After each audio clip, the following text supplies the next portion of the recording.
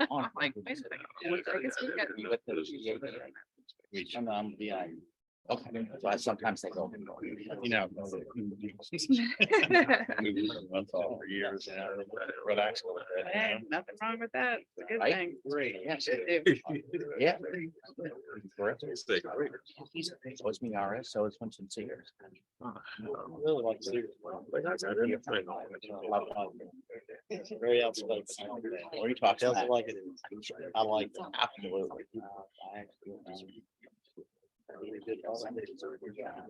Oh, yeah, well, you know. How are you?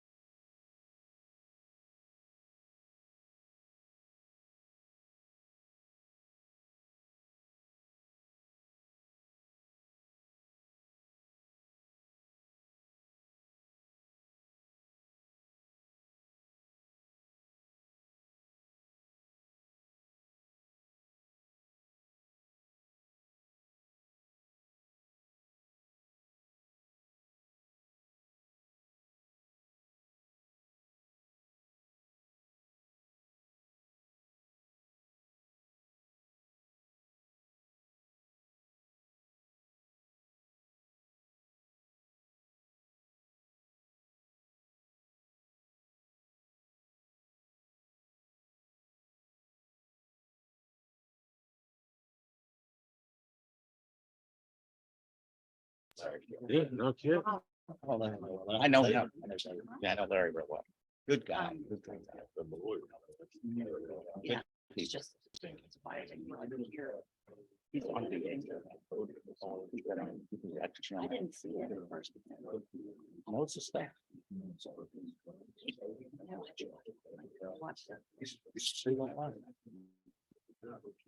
All right, good morning, everyone. Morning. Welcome Yeah. to the Motor Vehicle Dealer Board Committee and Board meeting for today, November 14th. My name is William Childress, and I am the Executive Director of the Motor Vehicle Dealer Board. And I'm gonna give you some rules as far as the quorum, how this meeting will take place for the day. This is mostly aimed toward the visitors who are not here, thankfully, every other month. But for those of you who come on a regular basis, you know the process, but for the visitors, let me explain to you how things operate. You are here based off of your case or your desire to appeal a civil penalty. And in that process, you have also now gone to a hearing, and the hearing officer has made a recommendation back to the board. That's why you're here. You're here to, I guess, see this process through. So during the morning session, the first part of the meeting is what we call committee meetings. And the committees all sitting here at the table, they all meeting, we're all here. There are 4 committees. The first committee is the Dealer Practice Committee. The second one, licensing. Third, advertising. And the fourth committee is transaction recovery. Today, all 7 cases are under the Dealer Practice Committee. But we still have the other committee meeting that's the same.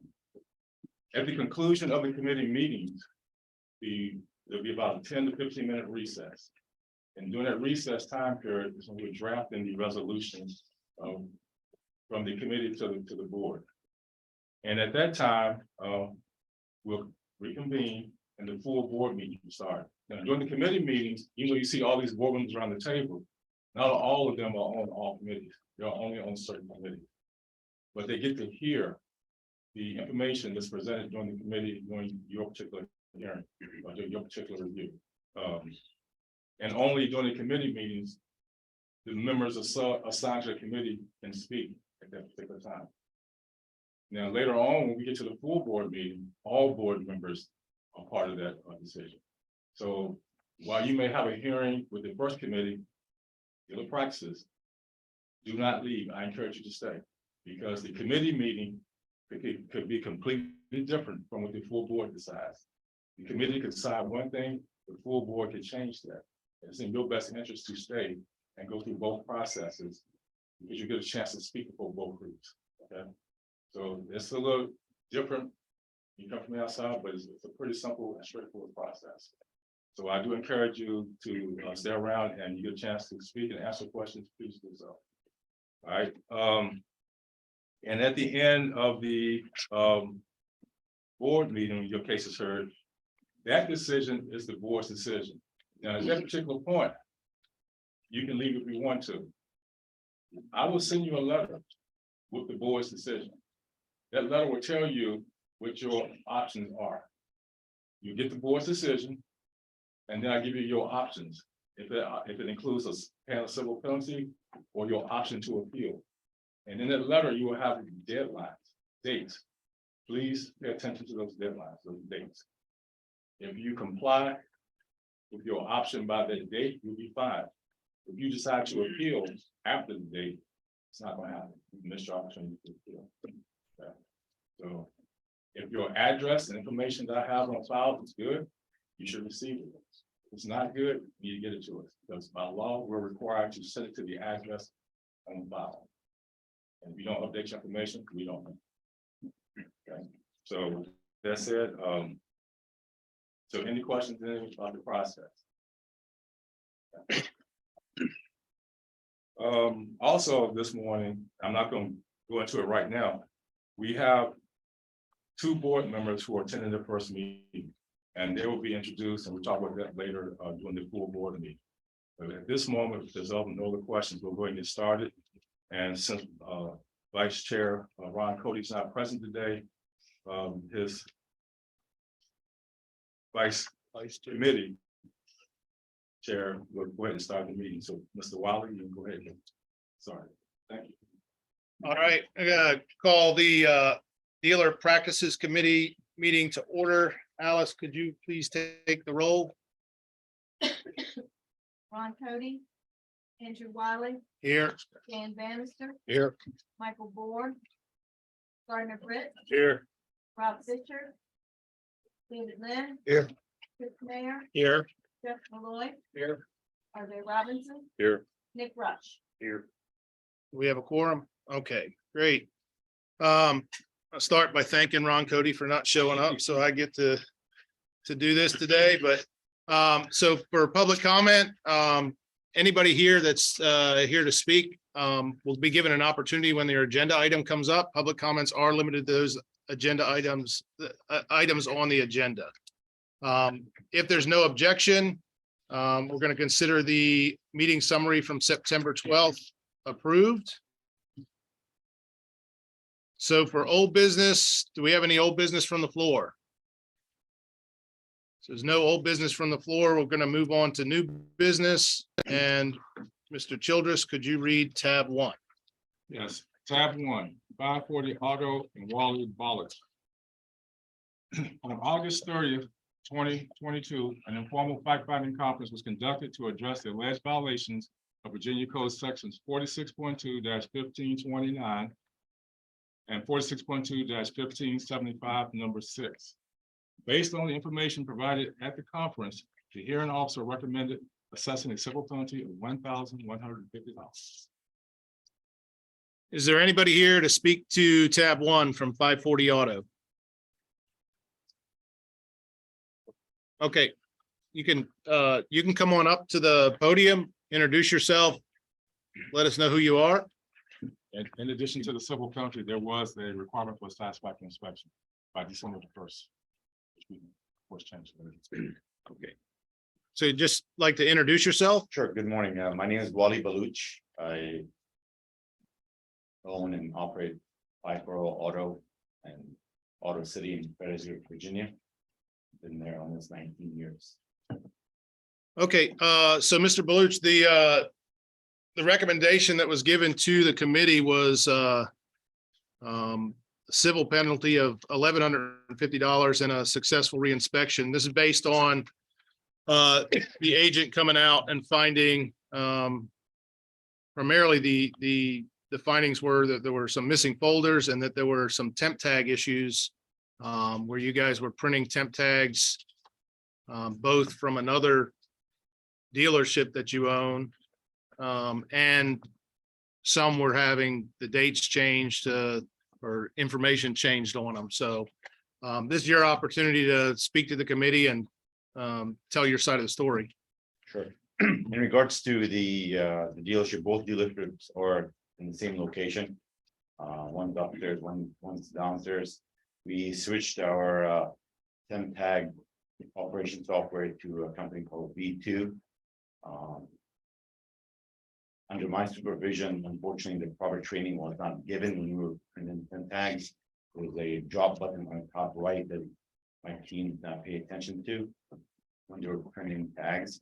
Sometimes it would be under Auto City and sometimes it would be under 540. We have put proper measures to not make those mistakes again. In regards to the editing, as far as making changes to the name, we do a lot of Hispanic, Latino market transactions, and they tend to have multiple last names. And the way that that software is being used, for them to get their permanent tags, the proper information has to be in the system. So we would go back and edit and make the correction as far as name is concerned. But that did not actually mean that we actually reprinted the tags. It just made the correction and submitted for the permanent plates. But since the inspections, we have made proper training for my staff to make sure that these small errors don't continue to happen again.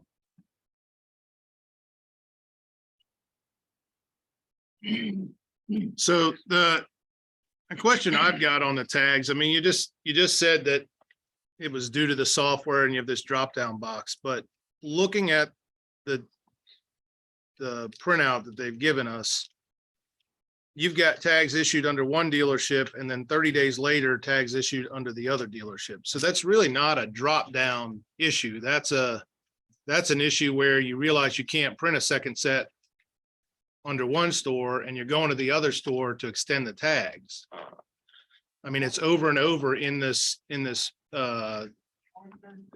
attachment for us, shows that one store, then 30 days later, the other store, one store, then 30 days later, the other store. So you're clearly doing this. I mean, I get that you could make a mistake. And one thing that Mr. Childress didn't mention, that almost everybody sitting at this table is a dealer. The dealer board is made up of dealers. We're new and used car dealers. So we got to follow the same rules you do. We use the same software you do. So it would make sense that every once in a while, with that setup that you were talking about, you could have an error that a car that was sold under 540 showed up under Auto City. But when you show a pattern of these going 30 days after the other, one store, then the other, one store, then the other, are you still saying that that's just a clerical mistake? Again, it was, when we switched the companies to V2, we did not do an actual proper training for our employees. With this system, is if one desk station leaves out of one dealership, it kind of like stays on there. One of the main problems that we had previously is that maybe 6-7 years ago, we had an accident on a new vehicle that we had sold, and our client did not even get insurance. So sometimes now what we do is we don't even print the 10 tags until insurance is provided, and sometimes it doesn't happen the same day of the sale. But again, there was a lot of clerical mistakes that we made internally. Obviously, it was under my supervision, so we have made better training now for that not to happen again. But to answer your question, we did not do it intentionally to gain more time, because we were able to extend tags just twice. Mr. Belush, can I ask you a question? if Sure. you don't mind? So just so we all understand, okay? The accusation is that you printed out a set of temp tags at one dealership that you own. Right. 30 days later, maybe you had the title, maybe you didn't, we don't know. You're filling in the blanks would help me, with making a decision today on how we can help you. But at this point, it looks like there was a second set of tags printed because you did not have a title. So is that the case, or is that not the case? That is the case. Okay, so in the state of Virginia, as a Virginia independent dealer, you can only print one set of temp tags legally, unless it's an out-of-state sale. Were these out-of-state sales or they in-state sales? There's a lot of sales, so a lot of them are out of state. But yes, I'm aware that I'm only allowed to print 1 30-day tax. That is correct. So that may be where we are today, because there was more than one set of temp tags printed. And because there was internal issues on your side, that's a whole nother issue. The issue we're dealing with today is that there's two sets of temp tags issued on these cars. Obviously, there's gonna be two different sale dates because you go from one system to the next, and you're printing out a set of temp tags 30 days later. So are you gonna own up to that part of it, or where are we at with that? Because I'm just, Absolutely, yes. Yeah, I'll do that. So, a comment I'll make, and you couldn't possibly be aware of this, but the recommended fines for you are a little different than what we normally see before the board.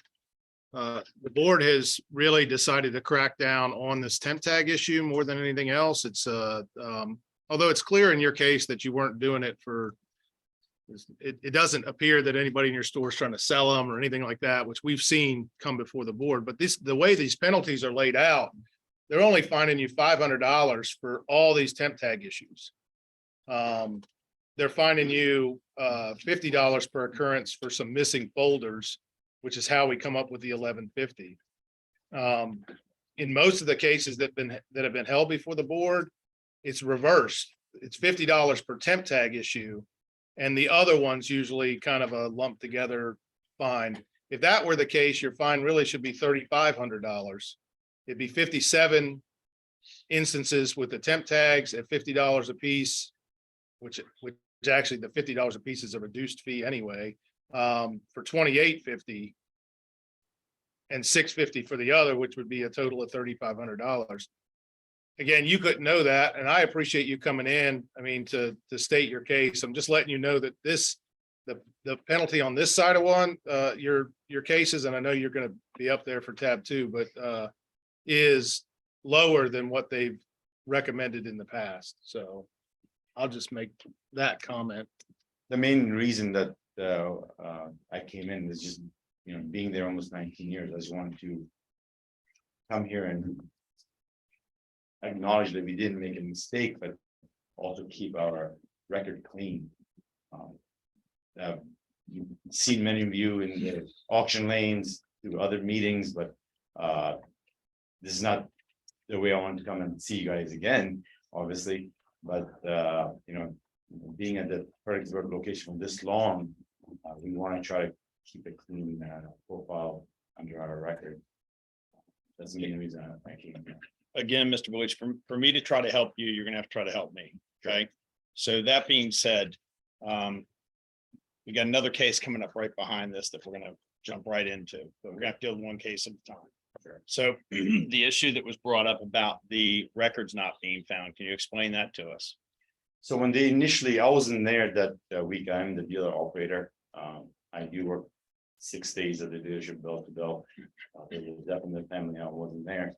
When the inspection came, they had a different set of dates that they were looking for the files versus our internal filing system.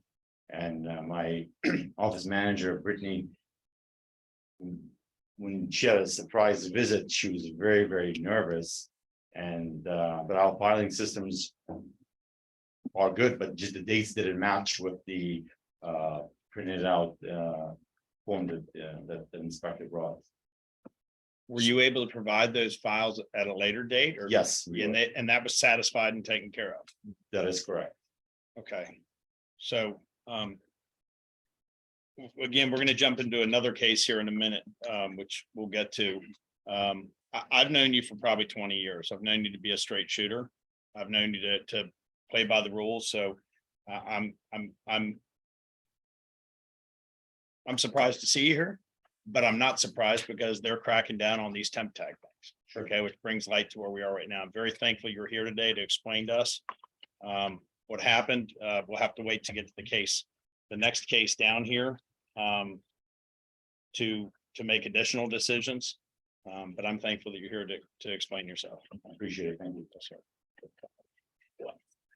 I don't understand why we have one used car lot, two different companies working out of the same batch of cars. Why do you set up that way? We have a wholesale operation and a retail operation. We did But you're printing tags out of your wholesale operation too. So um, both of them can print tip tags, so that's not really a wholesale operation. That is correct. We do, when we do cash transaction where the customer is actually paying by check, we do that under Auto City because it's advertised under Auto City. And when we're doing our finance vehicles, is actually two different dealerships. Just one is mostly a cash and carry and wholesale operation, where the other one is advertising more towards finance. All right, so we need a motion, if there's no other questions. I can't make it, so. Okay, go ahead, Dan. I'll make a motion to accept the hearing officer's recommendation. So Mr. Bannister has made a motion to accept the hearing officer's recommendation of a $1,150 civil penalty and a successful inspection. It says December 1st, but we mean 30 days. So successful inspection. What time frame do you want? 30 days is fine, or 30 days? We normally do 90 days. 90, well, 90 's- But you can do anything, it's up to you guys. I mean, with the holidays. Yeah, maybe 90 days would make more sense. All right, so a successful inspection within 90 days, you need to amend your motion if that's what you'd like. And, oh, well, go ahead, Chris. I think we need to look hard at this. Because this guy has not been deceptive in his acts and practices, I don't believe. I believe they did switch systems. I believe what he's telling us is true. And I believe that we can charge him for the 2 sets of temp tags, but when you throw, he's here to defend his name. And I know him to be a reputable dealer, whether that's worth anything or not, I don't know. But I don't think he's intently trying to, commit problems. I think he's a straight up guy like the rest of us, and he wants to do it right. And maybe because of some systems that were not in place or a lack of training, which could happen to any one of us. I mean, when the state of Virginia came and told me that 3/4 of the dealers in Virginia had sold more than 1 set of temp tags, I thought, well, I'm on that list. I'm wondering when that's going to come up and it's going to hit me. So I'm only telling you that because I believe that looking at his record, looking at his reviews, the guy runs a pretty straight business. So I'd be very careful at throwing the deceptive acts and practices on him, because that's something that stays in your record forever. So that being said, I'd like to make a substitute motion. Or do you need to vote first, or how do you want to handle that? Well, we have the motion on the floor. We don't have a second yet. I'll second it. So we got a motion and a second. So, What is the motion to be clear? okay, the motion on the floor was to accept. And Dan, correct me if I'm wrong. Accept the hearing officer's recommendation. Okay, just as it's stated? All right, so accept it just as it stated, which is $1,150 civil penalty and a successful inspection by December 1st. And so you've seconded the motion, Mr. Britt seconded the motion, so it's now open for discussion. Is this where you want me to make a substitute motion? Or you want to vote on it first and then we go? We need to vote on it. All right, well, let's continue the discussion then before we vote. Does anybody else have any We comments? could offer an amendment to the motion, right? No? Well, it's already been seconded. Yeah. Give me a- Is there any other discussion?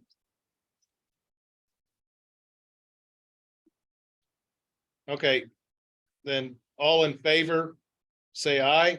Aye. All opposed? Aye. The motion carries. All right, you can just stay there because you're here for the next tab as well, okay? Before we get started, for the board, be transparent. The date says December the 1st, but I will adjust it 30 days from the date that I do the resolution. So we'll have 30 days. So, Mr. Childress, could you read tab 2? Yes. Auto City and Wally Belushi. On September the 8th, 2022, an informal fact-finding conference was conducted to address the alleged violations of Virginia Code Section 46.2-1529 and 46.2-1575, number 6. Based on the information provided at the conference, the hearing officer recommended to assess a civil penalty of $3,700.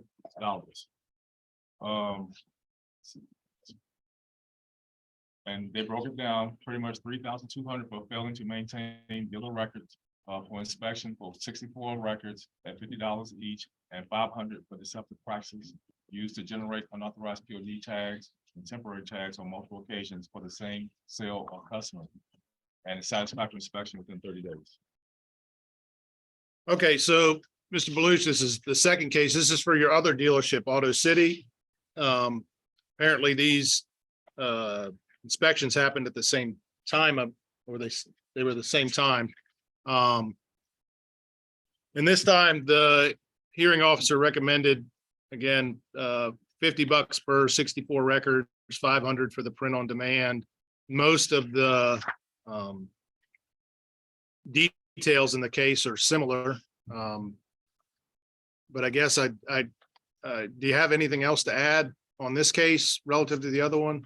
The only thing that in regards to the files, we color code our folders where one is yellow and one is blue. But again, when the inspector came with the dates for the folders that he was looking for, they were not the same dates that we had in our system, but we do have the files in place. So the files weren't missing. Ms. Greer just couldn't find them the day that the inspector came in. The inspector had, I guess, the date where the pen tags were issued. And obviously, some of them were 30 days after the sale. So the folders were in the wrong location. They're all in one room. We have a safe room where we keep all the folders in. But I think at the time, she was very nervous and the dates did not match where the folders were.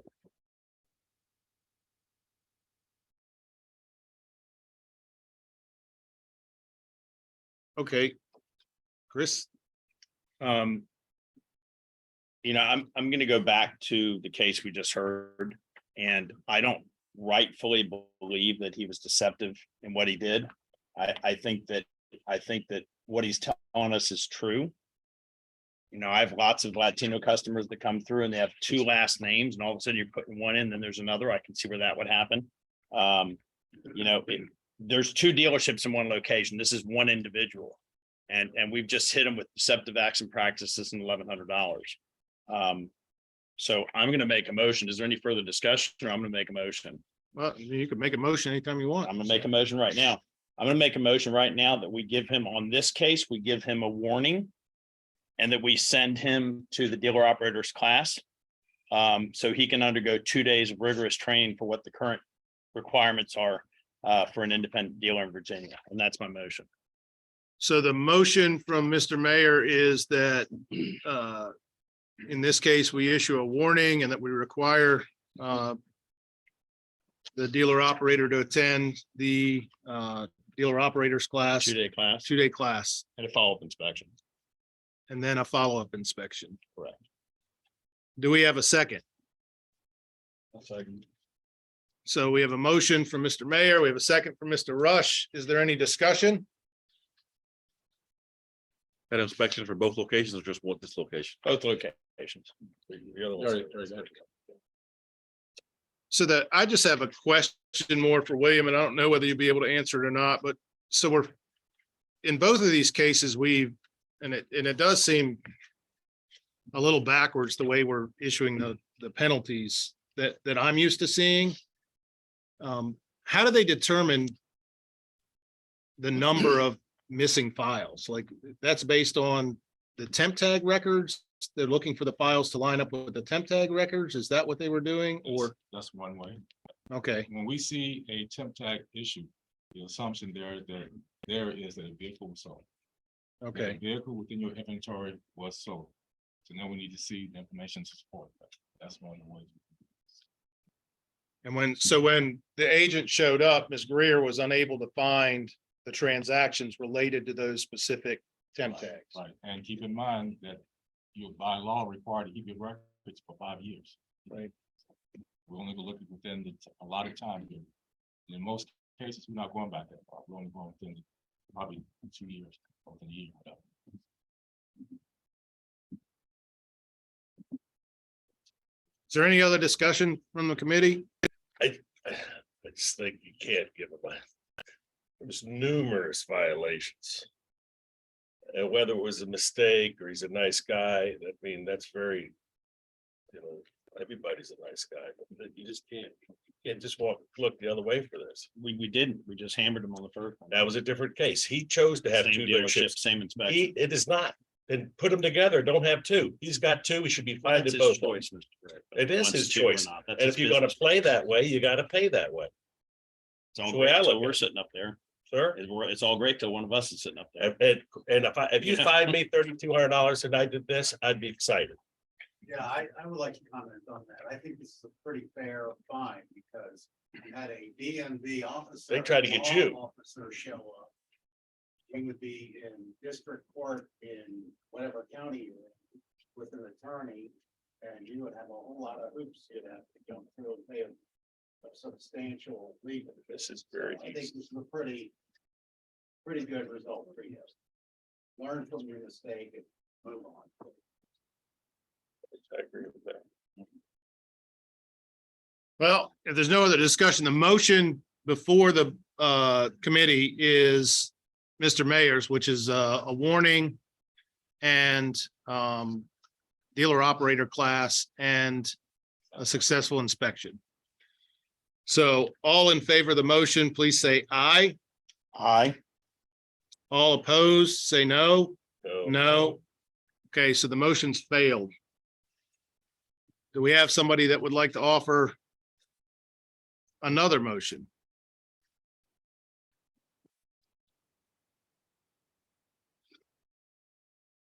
Make a motion that we accept the hearing officer's recommendation. All right, so Mr. Malloy has made a motion that we accept the hearing officer's recommendation, which would be a $3,700 civil penalty and an inspection within 30 days. Do we have a second? I'll second. Mr. Bannister has seconded the motion. Is there any discussion? Committee seems non-committal at this point. Thank Ron Cody again for not showing up, but, all right, so if there's no discussion, we're gonna take a vote, and I guess maybe, we'll go ahead. Can we take a roll call vote, Alice? So if you're in favor of accepting the hearing officer's recommendation, say yes. If you're opposed, say no. Sure, Scott, can I have a Yep, comment first?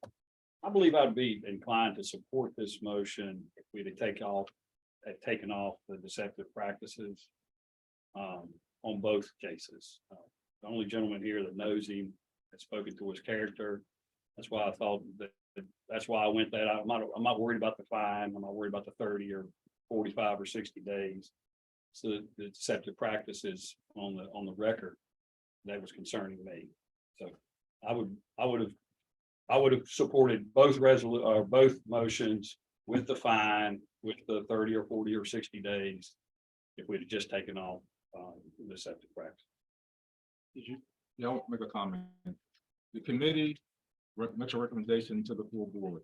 And at the full board meeting, it comes back around again. At that time, that board can change the committee recommendation. So, That's why I wanted to make that comment now. yeah, so that way, thank you. So that way, if you're not comfortable, the committee comes out with, you get a chance to fix it or adjust it in the full board. So it's just the first of two steps. okay, Alice, Andrew Wiley, yes, Dan Bannister, Yes. Vernon Britt, Yes. David Lynn, Yes. Chris Mayer, No. Jeff Malloy, Yes. RJ Robinson, Yes. Nick Rush. No.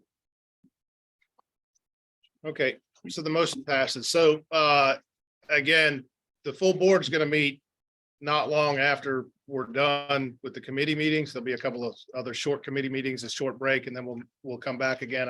I'd recommend you stick around for that. if you can. Okay? Okay. All right, thank you. Thank you for coming in. All right, Mr. Childress, if you could read tab 3. Advantage Auto Sales Incorporated and Muhammad Elaha Mahaso. On October the 26th, 2022, an informal fact-finding conference was conducted to address the alleged violations of Virginia Code sections 46.2-1533 and 46.2-1575. Based on the information provided at the conference, the hearing officer recommended assessing a civil penalty of $750 in satisfactory inspection by February 15th, 2023. Okay, so is there anybody here from Advantage Auto Sales? There is not. Okay, so what we have is a recommendation for a $750 fine and a reinspection by February 15th. I mean, the case shows that there were 5 different dates over the course of 5 years that representatives tried to do inspections and they weren't there. Seems kind of light to me on the fines, but that's. neither I'll make here a nor there. motion. Go ahead. Make a motion, we accept the hearing officer's recommendation of a $750 fine. And an inspection. So Mr. Mayor's made a recommendation that we accept the hearing officer's recommendation of a $750 fine and a reinspection by February 15th. Do we have a second? I second. Mr. Robinson seconded the motion. Is there any discussion? All in favor, say aye. Aye. All opposed? All right, so that passed unanimously. All right, Mr. Childress, we're moving on to tab 4.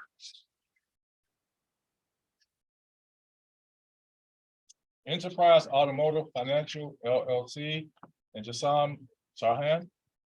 On October the 18th, 2022, an informal fact-finding conference was conducted to address the alleged violations of Virginia Code sections 46.2-1533 and 46.2-1575, number 2.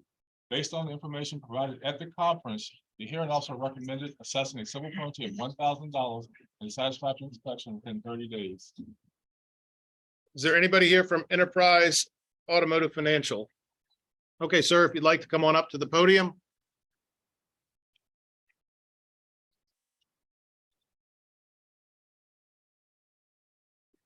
You can go ahead and introduce yourselves and your role at the dealership. Yes, sir. I'm Jassam Sarhan, owner and operator to Enterprise Automotive Financial. The 3rd in August, I was out of country and the dealer board representative, Mrs. Kim, she came to my office to make the inspection. This time, suppose the salesperson is available in the dealership and she sent me email. Told me nobody at the office at this moment. I try to contact my salesperson, try to call him, no answer. I contact to his dad, and he told me as in the hospital in this moment, his symptoms for COVID-19 same day. I tried to call her again, and I told her what situation, what happened exactly. Was nobody there because the salesperson at the hospital now, and I sent her a picture when his dad provided me this picture of the salesperson at the hospital, and sent her the picture same day. Now I have proof about the salesperson was at the hospital in this day. Positive result in the hospital center, Harrisonburg. And the salesperson, he can talk to you about the situation. Hi everyone. Hey, so I woke up in the morning time. I just didn't feel good. I had problem breathing, and I just couldn't go to work. And I asked my family to take me to the hospital. And once I went to the hospital, they told me I have symptoms of having COVID-19. And at the same day, they gave me the result that I have COVID-19. And at that day, I had problem with breathing and I have a bad headache. I just couldn't go to work. That's why I didn't even call him. I just went right away to the hospital.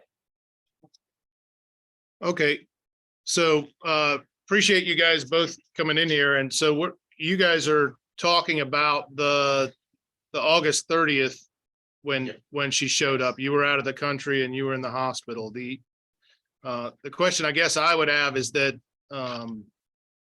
looking at your overall record, this isn't the first time that this has happened.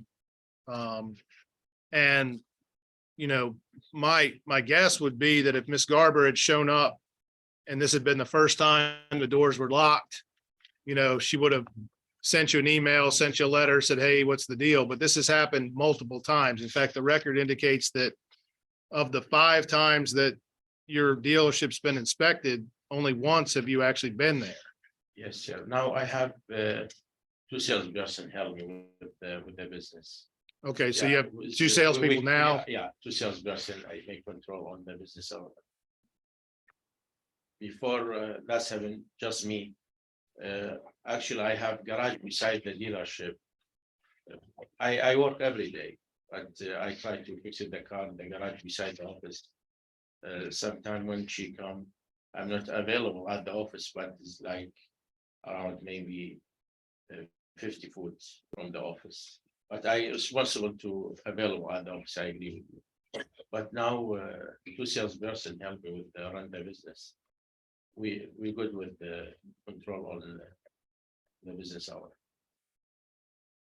Sir, can you explain the independent contractor, salesperson working as an independent contractor? Yes. Okay. Yeah. Please explain. I'm reading here. It's determined that you should be offered an option to pay $750, $250 for having a licensed salesperson working as an independent contractor and $500 for failing to maintain proof of safety inspections. Is that your? That's a previous It is. penalty, Okay, Chris, all right, cool. that All they right. paid. Yeah.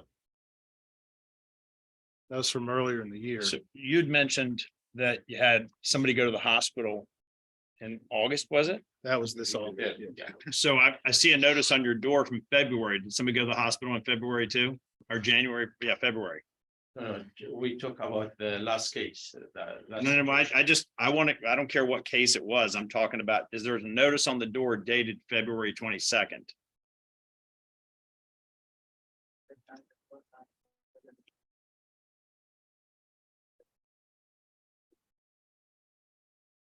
This is a different case. This is for Okay. my problem, not for salesperson. So this is another reason they inspected. Nobody was there because somebody was at the hospital that time too? Yes. Okay. Thank you.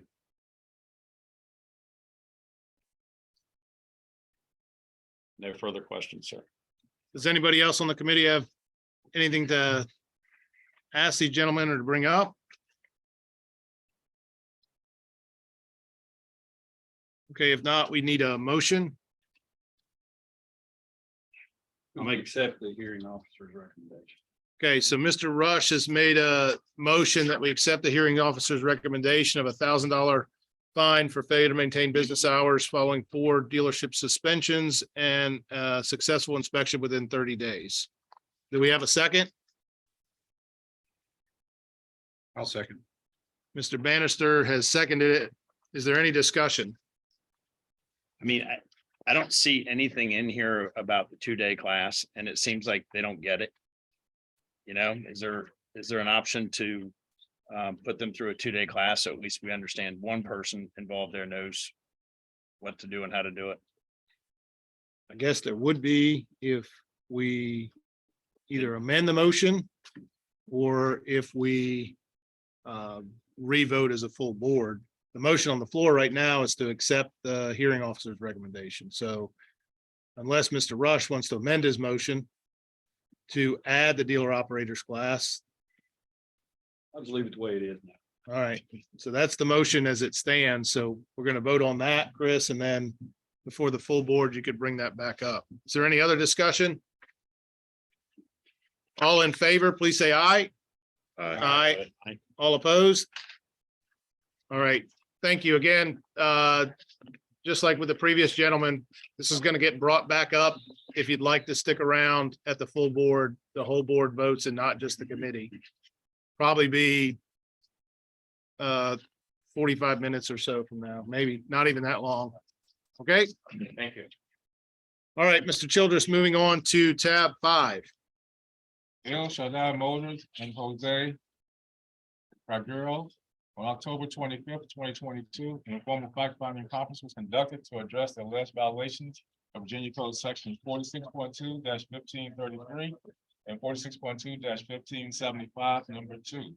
Based on information provided at the conference, the hearing officer recommended assessing a civil penalty of $750 and satisfactory inspection within 90 days.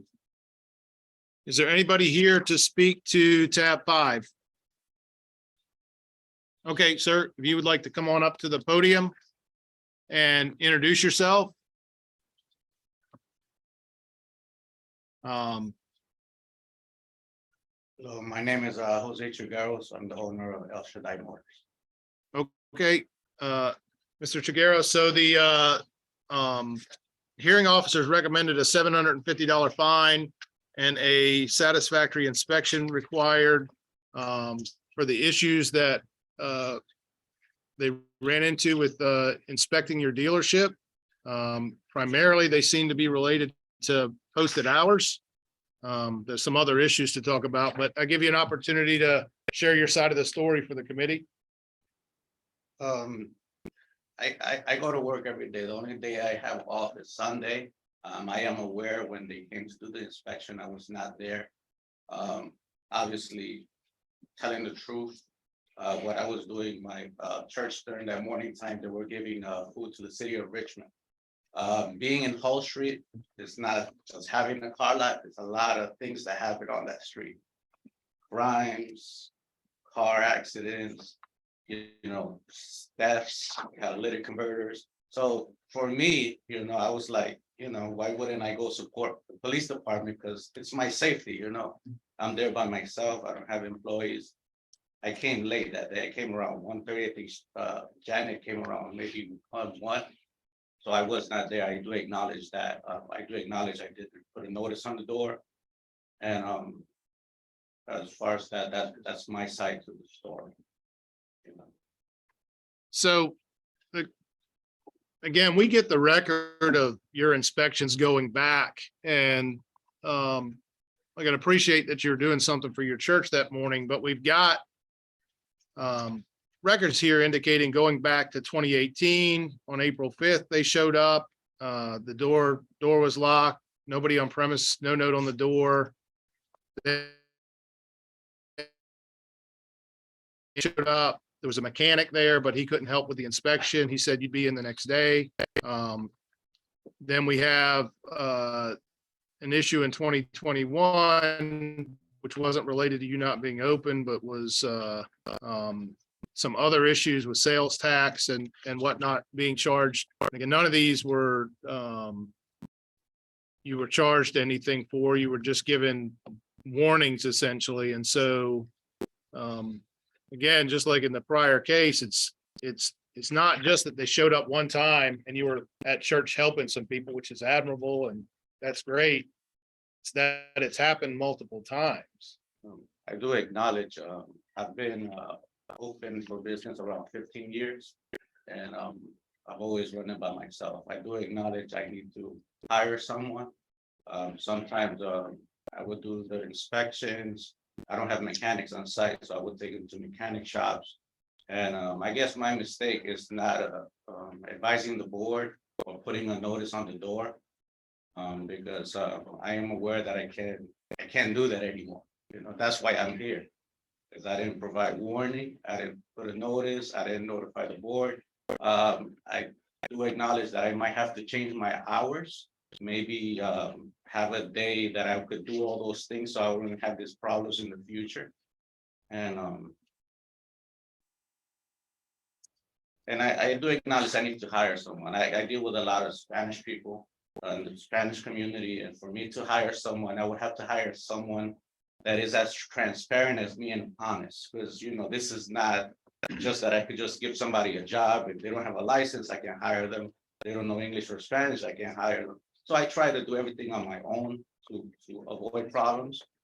But at the same time, running a business by yourself is not easy.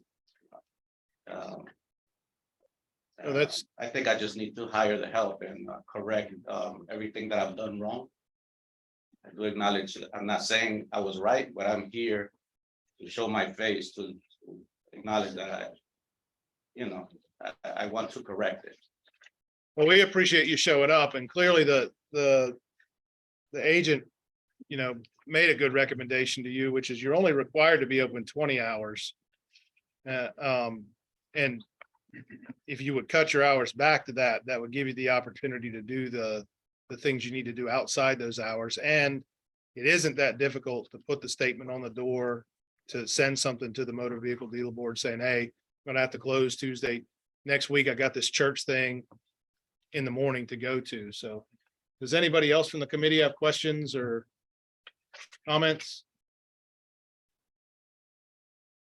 Did you have anything else? Just one thing. In addition to the state holidays and things that you can be closed, you can close an additional 20 days per year. All you have to do is notify the motor vehicle dealer board correctly. I would use the email, send it down to the office there, to the office manager. And then you can post that on your door and you can be closed one of those days. So 20 days a year gives you plenty of opportunities to serve in your community or serve with your church. And just give proper notice so the field rep's not showing up on that day and you're not there. Thank you for coming in today. Thank you. Okay, so do we have a motion from the committee? I'll make a motion to accept the hearing officer's recommendation. Second. Okay, so Mr. Bannister has made a motion to accept this hearing officer's recommendation of a $750 civil penalty and a satisfactory dealer inspection within 90 days. Mr. Rush has seconded it.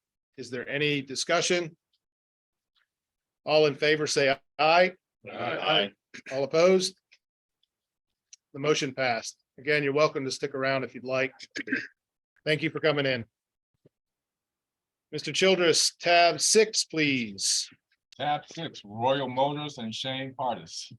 On October 25th, 2022, an informal fact-finding conference was conducted to address the alleged violations of the Criminal Code sections 46.2-1510, 46.2-1529, 46.2-1537, 46.2-1539, 46.2-1575, number 2, and number 3. Based on information provided at the conference, the hearing officer recommended assessing a civil penalty of $2,000 and a satisfactory inspection of dealer records with dealer present.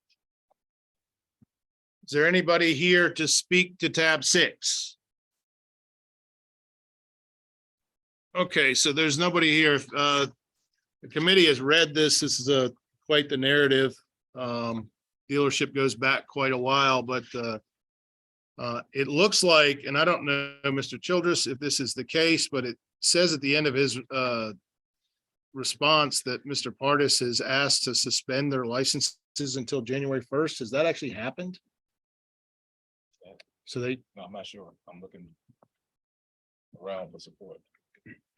There is a stop on the record because of the intent to cancel process for being in violation of 46.21510. So he's not actually suspended, but we haven't taken that stop. So until we can get that stop, what we can't do a temporary. okay, that's confusing. Let's keep it simple. Yeah. Well, I'll make a motion. my only point was that it sounds like this dealership has had issues, guys. They're not a real dealership per se. They just, we need a dealer license to be able to buy cars from U-Haul. They operate in another place. They've been fined a bunch of times, but at this point, this gentleman said, hey, I agree. I'm not going to try to sell any cars. I'll go to the class. I'll do all the things. So and with them not showing up, they're clearly indicating that they're willing to accept what's been put forth. So is there any other discussion? Does anybody have a motion then? I'll make the motion. We accept the hearing officer's recommendation of the $2,000 fine. That satisfactory inspection And the dealer operator class. and the dealer operator class. Well, that's actually on here. So the motion for Mr. Mayor is to accept the hearing officer's recommendation of a $2,000 fine, a satisfactory inspection, and that they attend the the 2-day dealer operator class. Do we have a second? Second. Mr. Robinson seconded. Is there any discussion? All in favor, say aye. Aye. All opposed? Motion passes. All right, so moving on, Mr. Childress, to tab 7. Okay, tab 7, Mega Auto Outlet LLC and Rakshana Akbar. Historical overview leading up to the formal hearing. On June 7th, 2022, an informal fact-finding conference was conducted to address the alleged violations of Virginia Code sections 46.2-1529, 46.2-1539, 46.2-1542A, 46.2-1548, 46.2-1550, number 2, and 46.2-1575, number 6. Based on the information provided at the conference, the hearing officer recommended assessing a civil penalty of $31,250, satisfactory inspection of all records, and successful completion of the 2-day dealer operator course. At the July 11th, 2022 board meeting, the board adopted a resolution to assess a civil penalty of $31,250, satisfactory inspection on or before October 11th, 2022, and successful completion of the 2-day dealer operator course on or before July 11th, 2023. Rakshana Akbar had until August the 15th, 2022 to accept or appeal the decision. On July 18th, 2022, Mega Auto Outlet appealed the decision and requested a formal hearing. On August 30th, 2022, a formal hearing was conducted to address the alleged violations. Based on the information provided at the hearing officer recommended assessing a civil penalty of $28,000, a satisfactory inspection of dealer and POD records, and for the general manager to successfully complete the 2-day dealer operator course. Okay, is there anybody here from Mega Auto Outlet? Yes. All right, again, come on up to the podium and introduce yourselves.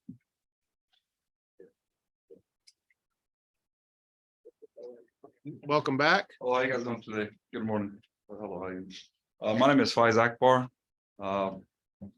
Mega Auto Outlet. I have basically opened the location. I came here last time, we spoke. This is Jennifer, by the way. Go ahead. Hi, good morning. I'm Jennifer Harold, the dealer operator of Mega Auto Outlet. Okay, so again, we have some new members on the board that weren't here. But just to reiterate what Mr. Childress said back in, this was our July meeting. It came before the board. We went through this. We recommended a $31,250 fine and the same stuff. You appealed. It's gone to the formal hearing. It's come back to us. The recommendation now is a little slightly smaller fine, $28,000.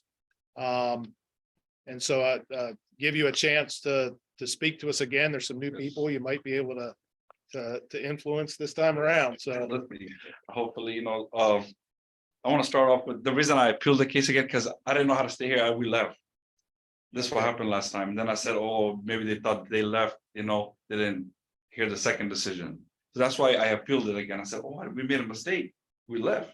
They said, okay, no. I said, let me appeal again. Let's talk one more time. Let's see what we can do. I was a new dealership, as you can see. I started this business off. I was working a place called Merlex Auto Group. I learned a lot of experience from there. I was a salesperson, then turned into a GSM, then went to a finance manager. In that process, I wanted to always open my own dealership. I think I was like 26 at the time. I went out into Stafford. One of my friends had a location named Carline. He left to Fairfax and he just had the locations open. And I started off with a little bit of money I had. I just 6, 7 cars on my location. And to be honest with you, I just boomed in like 1 year. I mean, there was a month that I sold 100 cars out of that location, and I had a bank called CAC. You know, I had CAC in a lot, and I was just pushing out cars like it was just, I don't know how it was just, you know, God gave me a blessing. And when COVID time came, I was selling over 100 cars a month. I got investors, what I had to do, I had to bring money. I had my friends from high school, they all became salespeople, got their licenses, this, that. But at the same time, I was new, very new. As time goes by, you can see how much times the dealer operator changed, because I didn't have the solid person like I have Jennifer now. I was keep looking for employees, and I was a high volume store. I'm starting off doing 70 cars. I think the first month I opened, I sold my whole inventory. I had no more cars. I was buying cars from Craigslist. Just packing my cars. Like that time I didn't even have because I was still signing up for Manham, this, that, but we're selling numerous cars. And a time came we're selling so much cars that files, everything was, you know, misplaced. I'm not gonna lie, yes, it's my mistake. But like I said, my store was just booming. And I texted Larry Sparks several times, and you can even tell him, hey, I need help. He would come and check my file too, and he said, okay, there's no penalty, no nothing. And he always used to come in and go as we were going. Everything was fine. DMV officers came. I know I have a lot of title issues was going on, but most of that was at the COVID-19 time. And I was the main dealer to find out Virginia couldn't read New York title. There was a big issue on that too. And then the DMV officers had to find a solution to that. So, and as of right now, I have no charges with the DMV officers. And any titles that I had issues with, I give the customer their money back. I got the cars back as the officer came, as I learned, we're getting everything situated. As of right now, if anybody comes to my store, my file is 100%. Why? I do electronically scan them in now. Plus I have it filed away, everything, because I know the right way after Mrs. Jeanette came. And she showed us the proper way. When Larry used to come, hey, okay, he was more hurried than I was, maybe. I want the way that she did it, pull it up. This is how it was supposed to be. This, what? Oh, yes, I had to do operators. They went to the class, 2 days, they don't know nothing too. You hire them, Indeed.com, they come, they sit down, they have no experience too. I changed 3 times like this. You can check. So now I have a proper, because she has experience, and my files are 100% right now. I'm not saying that I'm in the, you know, the best for that. I made a mistake, yes. But to find for the first time, because I'm a new dealership, yes, I boomed. Any dealership that boomed like that is gonna have a mistake, 100%, to keep it controlled. I started off with 3 salespeople, now I have like what, like 4 or 5, 2 finance managers, lot porters. I have probably like 15 employees right now. So and I'm still growing. I'm trying to open another location, Spotsylvania. I'm trying to buy like 5 acres out there right now. Next to the Wawa gas station, trying to open a second bigger location. So, you know, as I'm trying to improve in this business, I want to one day maybe sit here with you guys, but I'm learning. But this type of fine is, you know, I'm no problem. Give me the fine, you know, 10, 15,000, but it's 30,000. It's a little steep for me right now, you know, because I'm still new, trying to maneuver. I have a great team in play right now. They can come for the second inspection, no problem. I can show, I mean, and another thing is, I understand that I have complaints too. I sell cars for $1,000, all the way to $30,000. But my main margin when I first started was $1,000 to $5,000 car. $1,000 to $5,000 car is all garbage. And I was trying to still maneuver, still fix the brakes, still do, but customers are complaining. These are cheap cars, you know. I told Larry that time, I said, listen, I'm gonna be the rejection king, maybe. Why? Because I'm selling these cheap cars. I can't guarantee these $5,000 cars. To be honest with you, I don't know. There was another gentleman here, I forgot his name. He sells cars at the auction right now. And to be honest with you, 3, 4 of his cars I have problems with right now. I bought last week 2 of his cars, transmission's gone right now. 2 cars right now I bought from his lane, transmission's gone. And I have a title issue with him too. Because now I know who I'm buying from, what's going on. So, you know, please, you know, I recommend, it's not only me, I understand the title issues I have, but that was a main issue because of COVID and because of New York titles mainly. And I don't have no charges with the DMV. Everything is clean and clear. I have no cars on the road right now that have no titles or any title issues. All my things are up to date. Like I told you, we have electronic scanning now, and we put our files away precisely. So I just want a chance from the 30,000, charge me something half of it, anything. I want to pay a fine because I'm gonna learn too from this. But I think I learned a lot from all of this. The only thing is I apologize, and I want to see if you guys can help me. Yes. I can appreciate everything you just said. Sounded like you were selling me a car, but other than that, Jennifer came through our 2-day dealer operator class. But respectfully, I'm not selling you. I'm sorry. I'm not selling you a car though. No, I understand Yes. that. I appreciate that No feedback. problem. Yes. Okay. She knows what it takes to do it right. She knows. Now, whether you let her do that or not, that's gonna be up to you. So right now, I spent 100% extensive, let her do it. give me a second, sir. Yes. I spent extensive time doing some research on you, and you still currently have slews of complaints, current complaints against your dealership. And if you go to your Google reviews, it looks like you're jumping off a cliff. Now, I can tell you, part of your educational process is to fix what's broken, and if $1,000 to $5,000 cars are causing you to get all these reviews, I'd suggest you think about your business practices, I'm still selling cars, sir. People need podcast. Not everybody's rich out there. There's there's probably more customers for cheaper cars than expensive cars in this economy. Hearing you respond to This is my business. hearing you respond to my statement Yes, tells me that you still have some educations to learn, some lessons to learn, yes. you know? And I'm ready to go to the class. Whatever I have to do, I'm gonna do it to get to that. I think that's a great that level. idea. I think Yes. it's a great idea, Yes, but the things that are gonna hurt you, sir, in the future is not listening to your customers, not listening to their complaints. Because if you can't solve those complaints, you're gonna have to fend off all the lawyers. Okay, and those lawyers are a lot more, the fines they're gonna come up with, they're gonna be a lot deeper than ours. I have a lawyer. He's I pay him monthly right now, and to be honest with you, our paperwork is accurate. The contracts that we have in place all accurate. All these cars are sold as is. How long have you been in business, sir? Like 3 some years now. 3? 3. I've been in business for 27 years. Okay, I've seen everything that's ever happened almost to everybody. You haven't learned your lesson yet, trust me. Okay. And I say that, I that's why I'm say that here, though, because to you're learn. not receiving what I'm telling you very well, and you're challenging everything I say. So No, somebody who because, knows everything I The can't thing is, teach no, anything you came to. after me, rude, sir. You said, you know what you said? I didn't Told me- come after You you. said you're selling me a car. Respectfully, I came That's here because to- that's why, you know why I'm here. I could have paid the $30,000 price, not that. Again, I came here to respectfully talk to you. That's why I'm here in this board. I don't receive that well at all. I don't think you're being. That's why respectful I'm right here. Yes, I make a mistake. I want to go to the class. I want to learn. That's what I'm trying to explain to you. You say, no, you don't want to. But I'm telling you, no, I want to learn. I want I'm you to give speaking me the because I'm time. I knowledgeable want you to of the take me to the cases class and so I'm I can learn. knowledgeable of what's happening with your dealership. And Yes, because I spent 2 days with Jennifer, that's why I'm speaking to you now. yes. Okay, so do we have any other comments, questions for Get it. Mega Auto Outlet? Anybody else on the committee have anything? All right, so do we have a motion for the committee? Let me rephrase. We need a motion. I'll move to accept the hearing officer's recommendation. So Mr. Rush has made a motion to accept the hearing officer's recommendation, which is for a civil penalty of $28,000.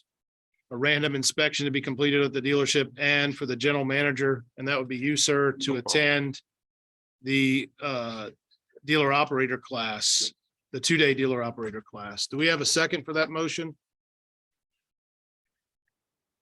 I'll second.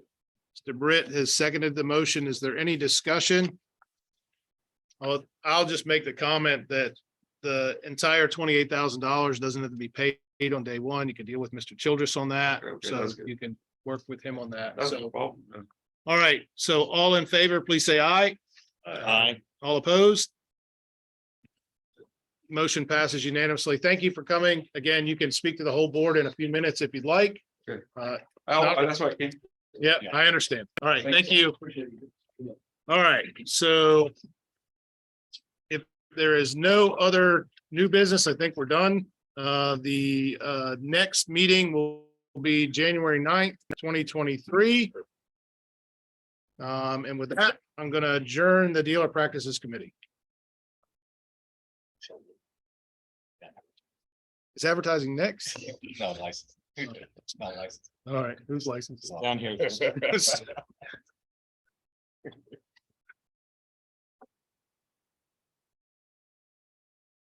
Morning, Chairwoman. Good morning, members. I'd like to call a meeting to order for the License Committee. Alice, would you help me call a roll? And so, Maurice Slaughter. Here. Rob Fisher. Jeff Ballard. Here. Tom Bates. Here. Gardner Britt. Here. Trevor Coley. Here. Dennis Elmer. Here. David Lynn. Here. RJ Robinson. We have a quorum. I'd like to tell everybody that's here that if you have any comments to make that's related to any issues at this committee, you have an opportunity. All right, without any objections, I'd like to move for approval for the September 12th meetings.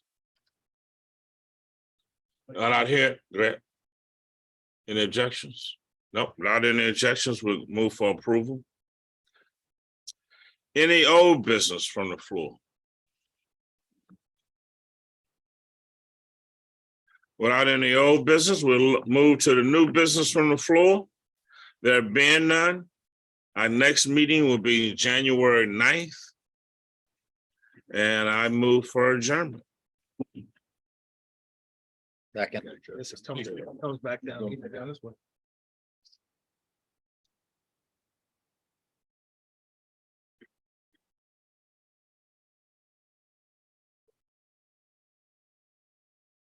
All right, I'm gonna call the advertising committee meeting to order. Alice, would you please take the roll? Andrew Wiley. Here. Dan Bannister. Here. Jeff Ballard. Here. Trevor Coley. Here. Tom Bates. Here. Michael Moore. Dennis Elmer. Here. David Lynn. Here. Jeff Malloy. Here. RJ Robinson. Here. Nick Rush. Here. All right, so we have a quorum, public comment, all that are on the agenda will be given an opportunity to speak when their agenda item comes up. Public comments are limited to topics that are on the agenda. If there's no objections, I'm going to move for approval of the September 2022 committee meetings. So they're considered approved. Is there any public comment? So old business, there is none. Is there any old business from the floor? Nope. So we're going to move on to new business. There is no new business. Is there any new business from the floor? Not hearing any. The next meeting is scheduled for January 9th, 2023, and this committee is adjourned. That one was much faster. Watch me, sir. I'd like to call the transaction recovery meeting to order. Alice, call the roll, please. Chris Mayer. Here. Jeff Malloy. Here. Jeff Ballard. Here. Dan Bannister. Here. Michael Moore. Dennis Elmer. Here. Robert Fisher. Ron Cody. Nick Rush. Here. Maurice Slaughter. Here. Andrew Wiley. Here. Okay, so we have a quorum moving forward under public comment. If you're on the list, you can speak in the future. I don't see anybody on the list, so we'll move forward to approve the September 12th, 22 meeting summary. Nobody has anything to say. We'll approve that under old business. Is there any old business from the floor? Under new business, there is no new business, so we'll schedule the January 9th, 2023 meeting. And with that being said, we'll adjourn.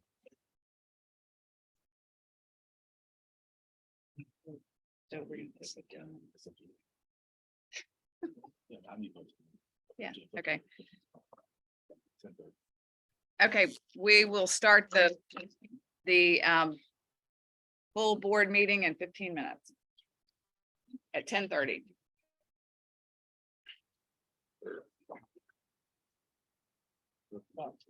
Okay, you. Start right away. Do now.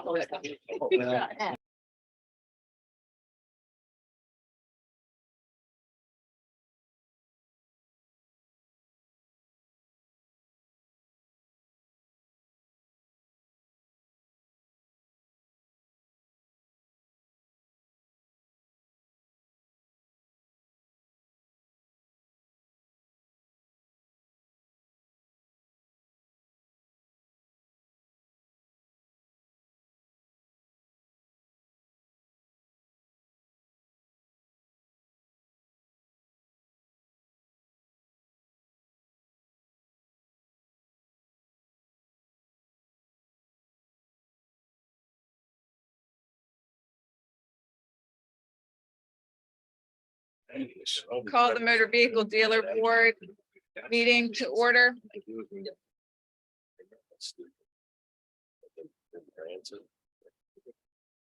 It's out, yeah. Okay.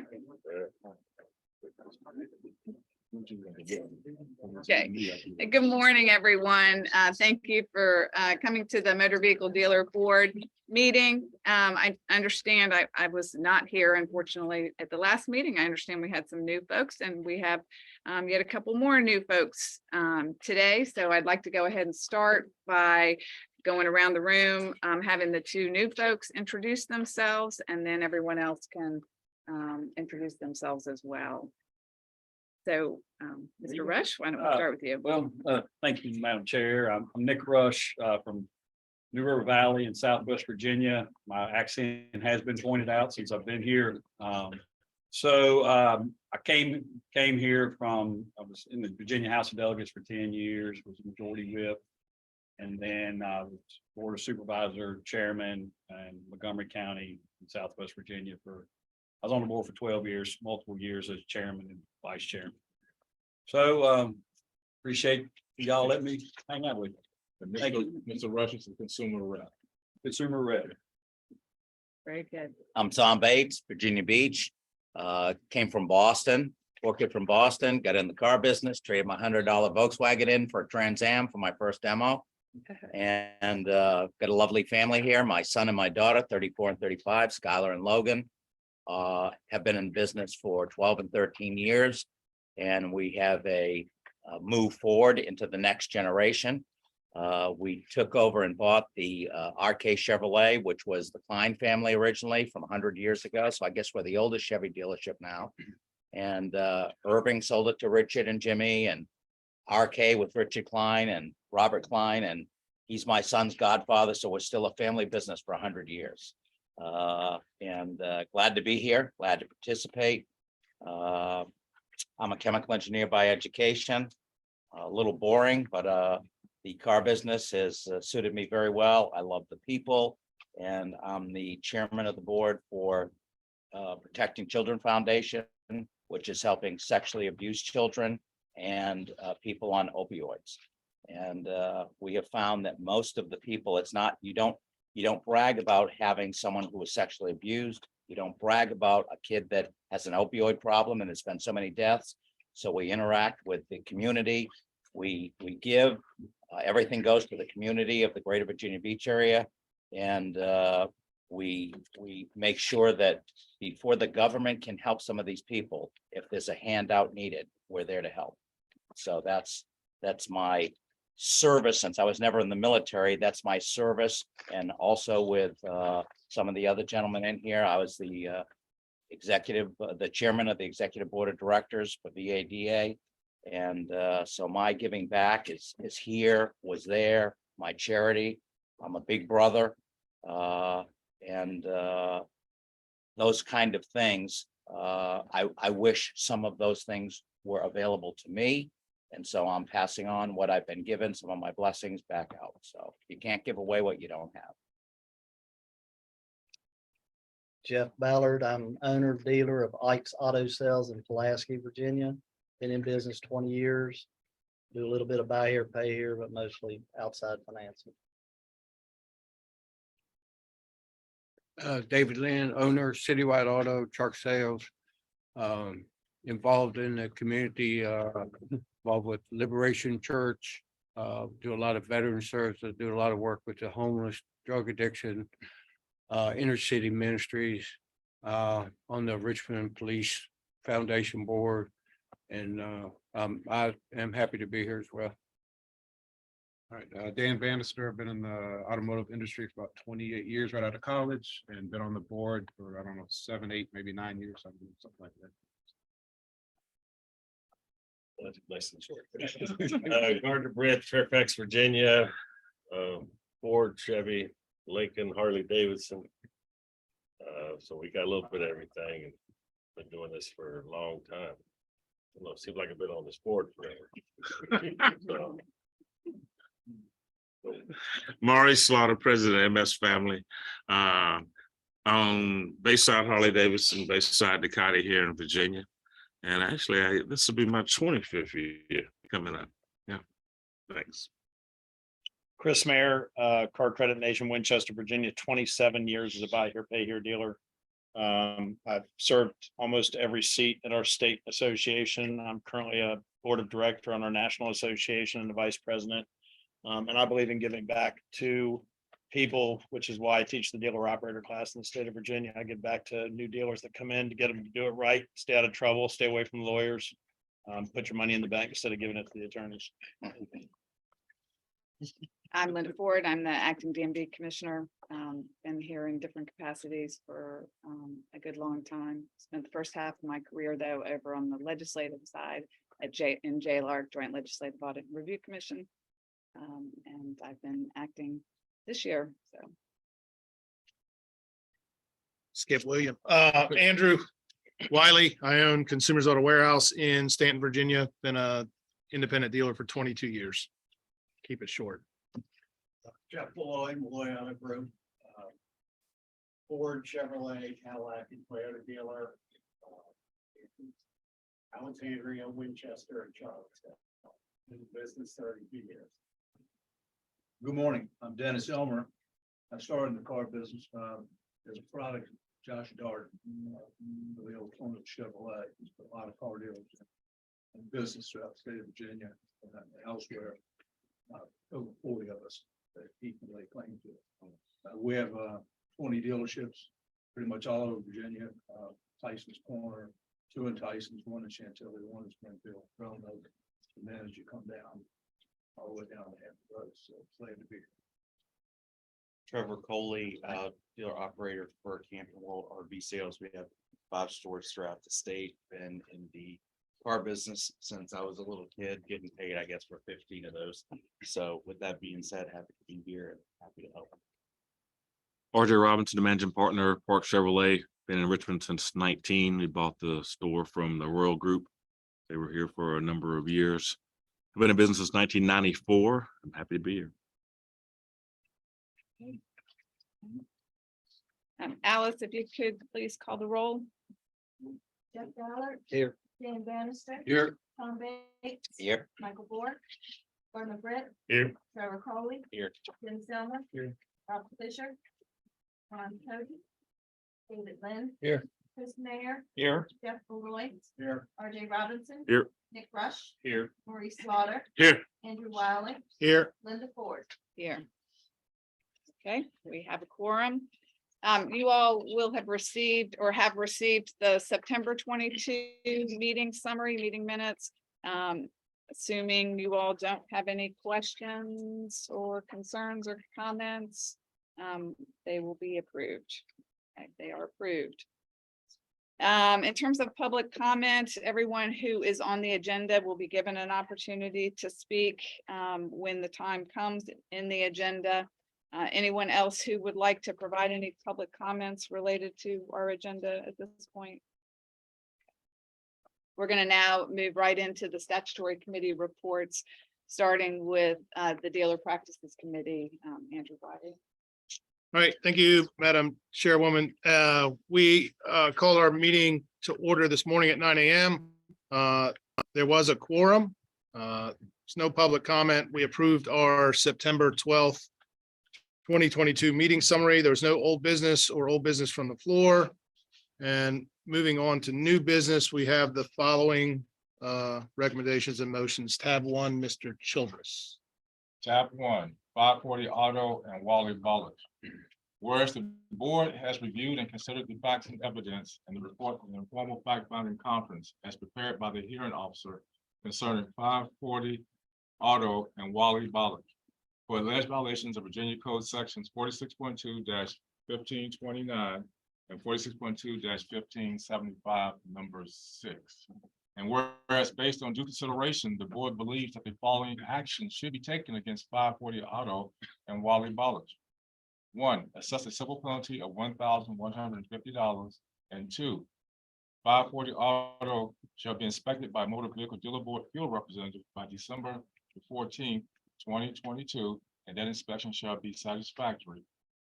And now therefore be it resolved that the board mandates that Wally Ballers hereby be assessed a civil penalty of $1,150 and the 540 auto dealership shall satisfactorily pass an inspection conducted by a motor vehicle dealer board field representative on or before December 14, 2022. And therefore be it further resolved by the board that the failure to comply with the board's mandates by the required date will result in the suspension of all licenses and certificates issued by the board until such time the 540 auto dealership on Wally Ballers successfully complies with the board's mandates. Mr. Wiley, is this your committee's motion? It is. Madam Chair, I'd like to make a substitute motion, please. Okay, the dealer can, Mr. Follett, you're welcome to come up to the podium. Okay, there's a My s- alternative motion. Yes, ma'am. My substitute motion would be we accept the hearing officer's recommendation for $1,150 and a fine. A inspection of the dealership, but to strike anything to do with deceptive acts and practices from tab 1. Second. I'm sorry, was that Mr. Rush? Mr. Rush seconded it. The alternative resolution. Is there any discussion, or would you like to speak first to this alternative motion? Respect the motion and the recommendation. I'm okay with it. 1150 inspection strike in reference to septic.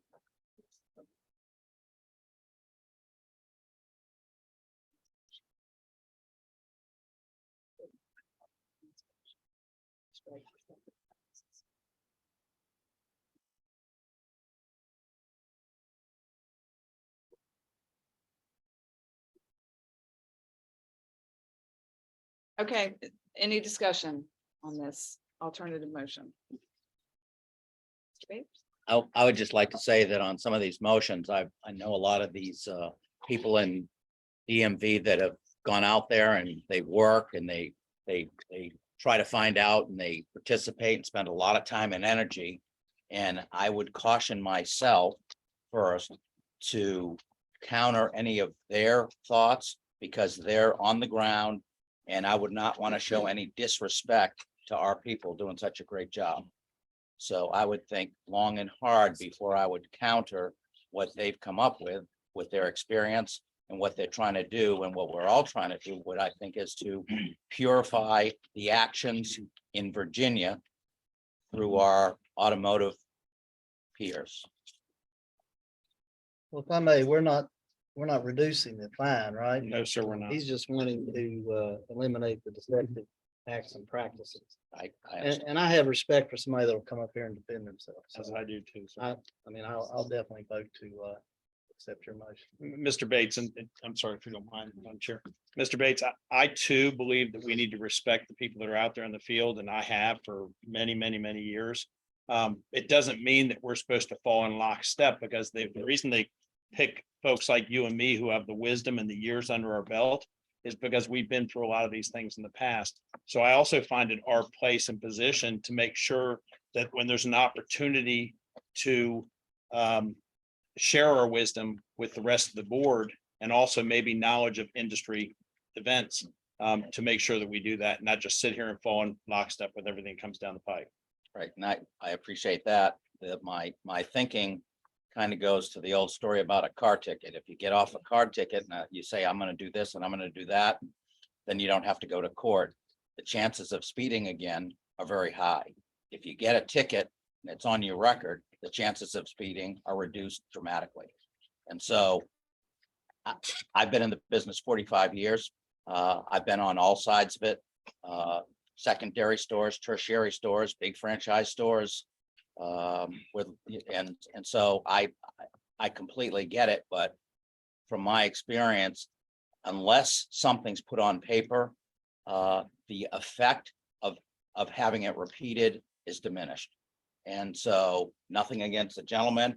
And I love the fact that you know him personally. I respect that. I love that you've done an investigation on it. But I think a lot of us would agree that the a lot of the people in the, especially the used car world, have stepped out of line, and I think we're here to try to make them follow the line. And so when these ladies are out there breaking their butt to do their job, I want to honor it in the highest way. So I certainly appreciate what you're saying. Number two, we have to keep in mind, he's gonna be on the radar for quite a long time. They're gonna be checking. That's the idea. So I do want to make a point of with regard to this clarification. This particular, for this first case, actually does not reference in the motion deceptive practices. It happens in the second one. So this motion that you've actually said is the same as the original motion, just to clarify. I'm okay with that. I just know they're Okay. both together. Yeah, the second one Yes, will be that situation. Okay, any other discussion? Any other comments? Okay, we'll do a voice vote. All in favor, say aye. Aye. Those opposed, say nay. The motion carries. Okay, so the second case before the board was tab 2, Mr. Childress. Yes, Auto City and Wally Ballard. Whereas the board has reviewed and considered the facts and evidence in the report in the formal fact-finding conference as prepared by the hearing officer concerning Auto City and Wally Ballard for alleged violations of Virginia Code Section 46.2-1529, 46.2-1537, and 46.2-1559. And whereas based on due consideration, the board believes that the following action should be taken against Wally Ballard and Auto City. 1, assess a civil penalty of $3,700, and 2, Auto City shall be inspected by motor vehicle dealer board field representative within 30 days, and that inspection shall be satisfactory. Now therefore be it resolved that the board mandates that Wally Ballard hereby be assessed a civil penalty of $3,700, and the Auto City dealership shall satisfactorily pass an inspection conducted by motor vehicle dealer board field representative on or before December 14, 2022. And therefore be it further resolved by the board that failure to comply with the board's mandates by the required dates will result in the suspension of all licenses and certificates issued by the board until such time the Auto City dealership and Wally Ballard successfully complies with the board's mandates. Mr. Wiley, is this your committee's motion? It is. I thought there was a class required of that one. No, not for, Fine, that's fine. That motion failed. Right, I'm with it. This is where I'll make my substitute motion to accept the hearing officer's recommendation of a $3,700 fine, a reinspection of the dealership, and no comment on the deceptive action practices. Second. I'm sorry, who seconded? Mr. Rush. Yes, I do believe that this one has a $500 civil penalty attached to that. Deceptive practices. Yep. So you're, It does. Is it so appropriate it's- to make a comment on that, what he has just said? I think we're trying to pull it together, sir. Well, I'm asking. It's my first day. Yeah. So I'm just, my thought was, however, the appropriate method is to take what he's saying, and I really appreciate him digging in and trying to get on the level of all the facts. It might be, in my mind, a good idea to take what they deemed as the penalty and retract the part that you don't want after 2 years. So after someone's done this right, then it can be off the record. I think your worry and some of the worries is you don't want it on there forever. I agree with that. So 2 years, if someone's done the thing right for 2 years, I think they should fully have it retracted. What I've noticed on the board, sir, and I've been here for some time, is Mm-hmm. dumping those additional responsibilities onto staff to have to go back in 2 years. It just creates a huge mountain of things they have to do in addition to an understaffed motor vehicle dealer board. So I don't know that I would think that would be a wise idea. Yeah, I'm not suggesting they have to do anything extraordinary, but if it comes up again and it's the same thing, I think then it stays. If it doesn't, no one has to do anything different. That's just a thought, a mitigated thought with your passionate plea. I'm trying to So, fine attunement. so Chris, do you want your motion to be, your substitute motion to be $3,700 for violations of 1529, which is failure to maintain records? That's exactly what I want, sir. And then the inspection. And that's it. And well, right now, the hearing officer recommendation was for $500 for deceptive practices, $3,200 for failing to maintain dealer records for inspection. So Chris, you're recommending October 37 I'm for recommending, 1529, yes, sir. which is just failure to maintain records plus the inspection. That's your substitute motion. Yes, sir, that's correct. All right. So do we have, I'm not the chairman anymore. Sorry. Well, I do have another question. It's showing 64 records that I assume were missing. Did he ever produce those records? I mean, is there something in writing says he produced them? For the board members, especially those who are new, once we go in, we give you a quick overview. We go in and do the inspection. While we're there, we identify what the problem is. Between that time period and the time period that you get the letter from us, the allegation letter that tells you what the inspection found and what we want to do, then you go to a hearing process. Once the hearing process starts, then we can no longer go back into your dealership to look for those records. And in the meantime, they have not produced the records and shown them to us. So we're under the assumption the records don't exist because we have not seen the records. If we But he see the does have an records, opportunity to produce and They've bring had- them or whatever. they've had 2 or 3 months to produce it. If they produce it at any point before that point, we give them credit for that. And it might be just a. And that would be in the situation. record somewhere that Yes. they were produced. Yes, we will mention the fact that while we did the inspection, whatever, we did not get the records, but we did get them by this time period. And that would become a warning for the particular area, but we have not seen the records. Mr. Not saying we Ballard, don't have them, we just haven't he, seen them. he did testify, he did have the records in front of us under what I consider to be public oath. But the dealer board does not have. Well, they don't go back in to do the inspection a second time. Did he Right. send them to the dealer board? Did you send the, can I ask him? Did you send those records to the dealer board, the 64 records that were missing? They were never requested. We weren't aware that we were supposed to produce it. We have the files. We were not aware that we were supposed to take pictures and send them in or anything, but they were found immediately. They were just in the wrong place. That's all. And to that, I shouldn't say this, but again, the letter goes out to the dealer, telling them what we found. And when they go to the hearing, they have a chance at the hearing to produce that information. And to my knowledge, that hasn't been done. I'm not saying we haven't seen it, and why he If didn't. it send was to us- done, it would be part of the record. Absolutely. Meaning, what I'm looking at, it would say those records were produced. It probably wouldn't be, if you wouldn't be here for that. One like this. So if they produce the records, they're still fine though. It wouldn't be that big, exactly. It might be just an overall $500 fine for not having records, something like that. Or 1,000, but it would be nowhere near the size of the record. Gotcha. May I ask a question? Yes, sir. I'm sorry.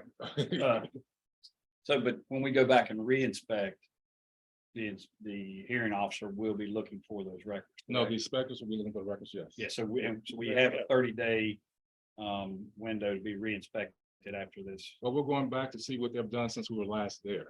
And so it could be from 3 months ago. And if the records are there, we can confirm it, but the point is, we're not seeing the records. So let me, Yeah, if I may. So today we'll have this adjudication of this case. Within 30 days or after 30 days, we will go back out and inspect. We will then expect to see if those 64 records were there. And then if not, will there be there could be an additional fine if those records are not there. It's not like if I have a record and you notice it's missing. We're not gonna double jeopardy those. They're missing. So those are off the table. It'll be noted in the. If they're there, fine. They're not there, we're not gonna go back and bank it again. We'll move forward from our last best. Excuse me.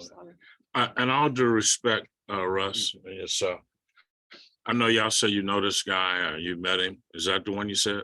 No, I said, I'm the one he's who the said only one that knew him. All right.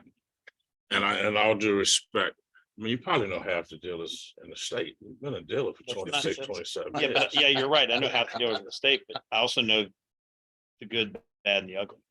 And I respect that, but at the same time, I think, Thomas, I'm a lot more aligned with your thoughts. I respect what the inspectors have said. And I think that there should be some discipline for what's happened. So again, I just wanted to say, I think I'm in some line with you.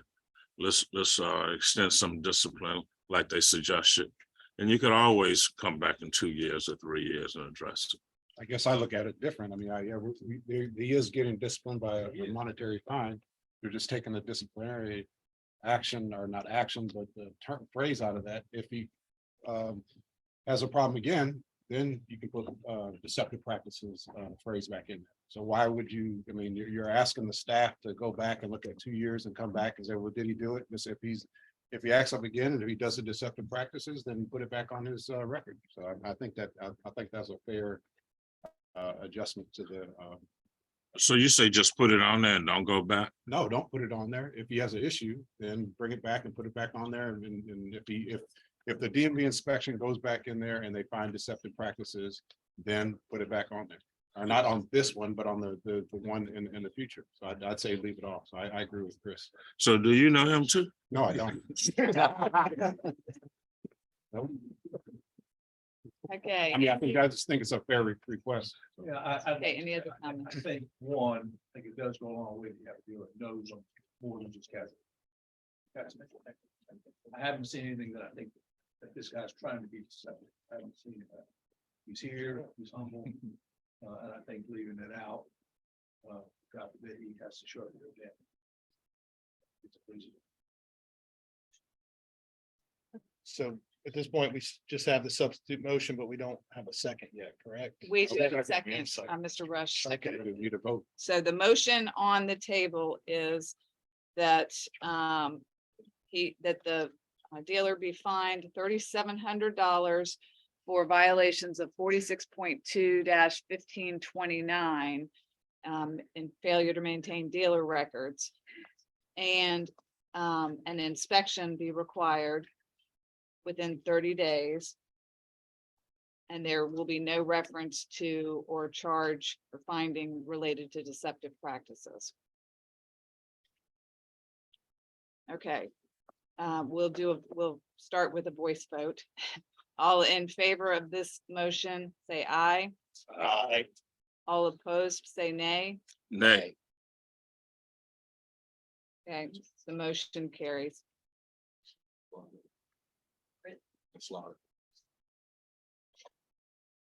Okay, Madam Chairwoman, we will move on to tab 3, Mr. Childers. Advantage Auto Sale Incorporated and Mohammed Elahi Mahassel. And I apologize if you dare pronounce your name. I apologize for that. Whereas the board has reviewed and considered the facts and evidence and report in a formal fact-finding conference was prepared by the hearing officer concerning Advantage Auto Sale and Mohammed Elahi Mahassel for alleged violations of Virginia Code Sections 46.2-1533 and 46.2-1575, number 2. And whereas based on due consideration, the board believes that the following actions should be taken against Advantage Auto Sale and Mohammed Mahassel. 1, assess a civil penalty of $750, and 2, Advantage Auto Sale shall be inspected by Motor Vehicle Dealer Board field representative, and that inspection shall be satisfactory. Now, therefore, be it resolved that the board mandates that Mohammed Elahi Mahassel hereby be assessed a civil penalty of $750, and the Advantage Auto Sale dealership shall satisfactorily pass an inspection conducted by a Motor Vehicle Dealer Board field representative on or before February 15th, 2023, and therefore be it further resolved by the board that failure to comply with the board's mandates by the required dates will result in the suspension of all licenses and certificates issued by the board until such time the Advantage Auto Sale dealership and Mohammed Elahi Mahassel successfully complies with the board's mandates. Mr. Wiley, is this your committee's motion? Yes, it is. I'm sorry. Is- I just wanted to make a substitute motion, so. Do you want to make a substitute Yes, ma'am, motion? I do. Okay, Like that, this You're welcome. person's been in business since 2004, is not maintaining their hours. And I think in addition to the fine, I think we should add a dealer operator class 2 days. Is there a second to this Second. alternative I need to capture that. What was it? to add a dealer operator class?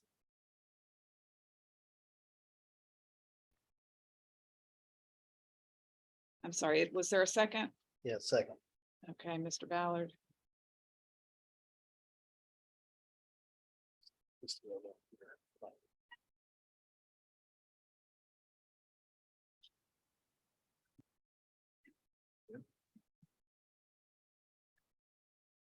Okay, any discussion regarding this substitute motion?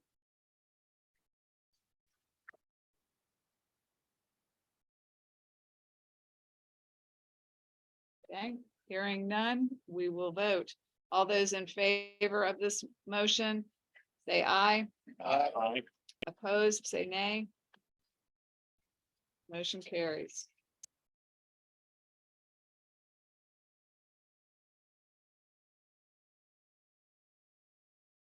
Okay, the next item was tab 4, Mr. Childress. Tab 4, Enterprise Automotive Financial LLC and Jasam Sarham. Whereas the board has reviewed and considered the facts and evidence in the report of an informal fact-finding conference as prepared by the hearing officer concerning Enterprise Automotive Financial and Jasam Sarham for alleged violations of Virginia Code Section 46.2-1533 and 46.2-1575, number 2. And whereas based on due consideration, the board believes that the following actions should be taken against Enterprise Automotive Financial and Jasam Sarham. 1, assess a civil penalty of $1,000, and 2, Enterprise Automotive Financial shall be inspected by a motor vehicle dealer board field representative within 30 days, and that inspection shall be satisfactory. And therefore be it resolved that the board mandates that Jasam Sarham hereby be assessed a civil penalty of $1,000, and the Enterprise Automotive Financial dealership shall satisfactorily pass an inspection conducted by a motor vehicle dealer board field representative on or before December the 14th, 2022. And therefore be it further resolved by the board that failure to comply with the board's mandates by the required dates will result in the suspension of all licenses and certificates issued by the board to such time the Enterprise Automotive Financial dealership and Jasam Sarham successfully complies with the board's mandates. Mr. Wiley, is this your committee's motion? Yes, it is. Is there a second? Yeah. I'll say. Yeah, Okay. he said. Okay. Would the dealer rep like to come to the podium and make any comments?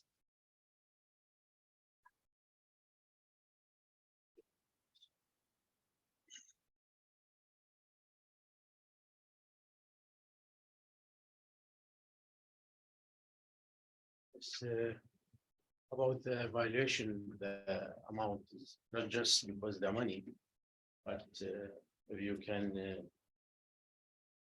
take over the civil penalty, because maybe this is given my request, I try to leave my request about this violation, because for this reason, I have excuse. Nobody can come if they have salesperson and COVID-19 positive. How can he come? I have choose in this time. So I think it's anybody like same situation, you can come to his office. They have COVID. I have proof with from the hospital. Plus I have picture. And I have proof I was out of country in my passport. If you can take off the civil penalty.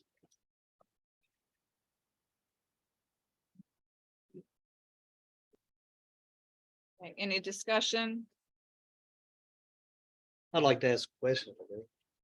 When you knew your employee was out with COVID, why didn't you notify the motor vehicle dealer board? I was out of country when I received the email from the dealer board representative. I contact my salesperson at the same time. No answer contact with his dad, and he provide me the information about him. He was at the hospital the same day, and he sent me picture for him when he was in hospital. I texted the picture to field representative to the dealer.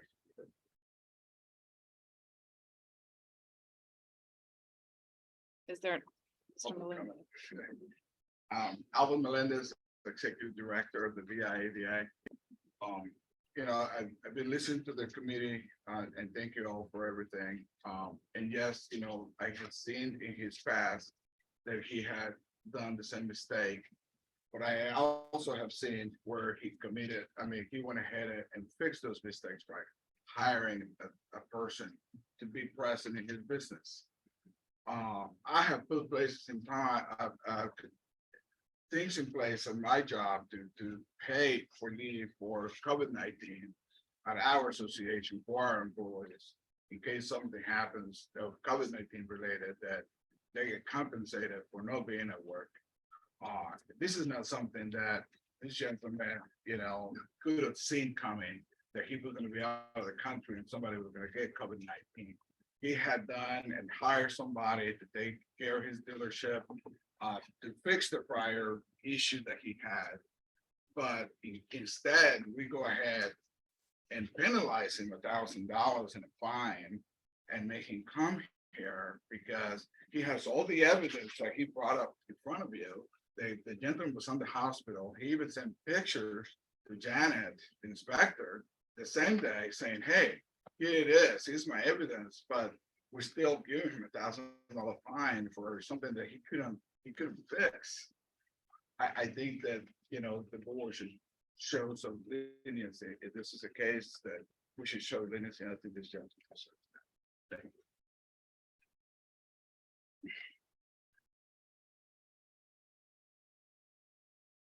Members of the board, any comments or discussion?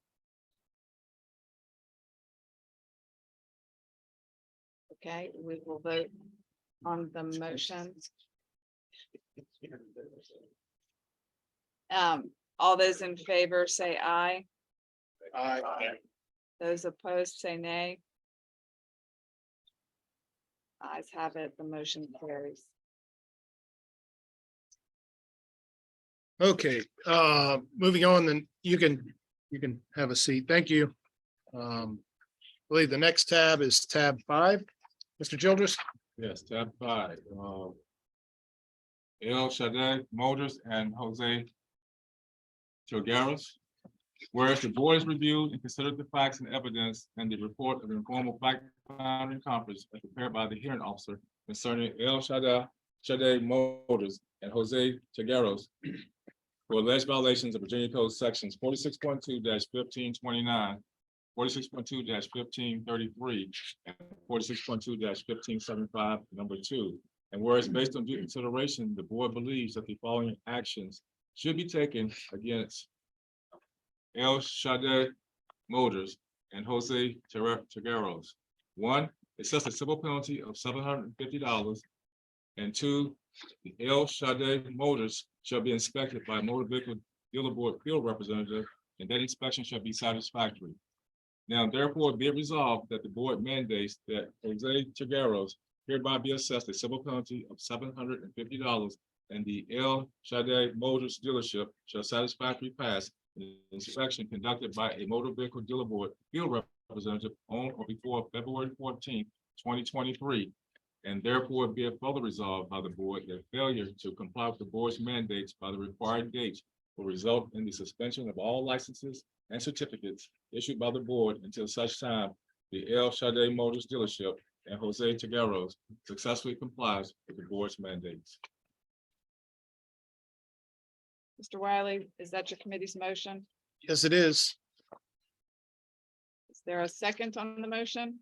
Second. Sorry, is that Mr. Bacon? Okay. Okay, any discussion, and would the dealer like to come up to the podium? Make any comments?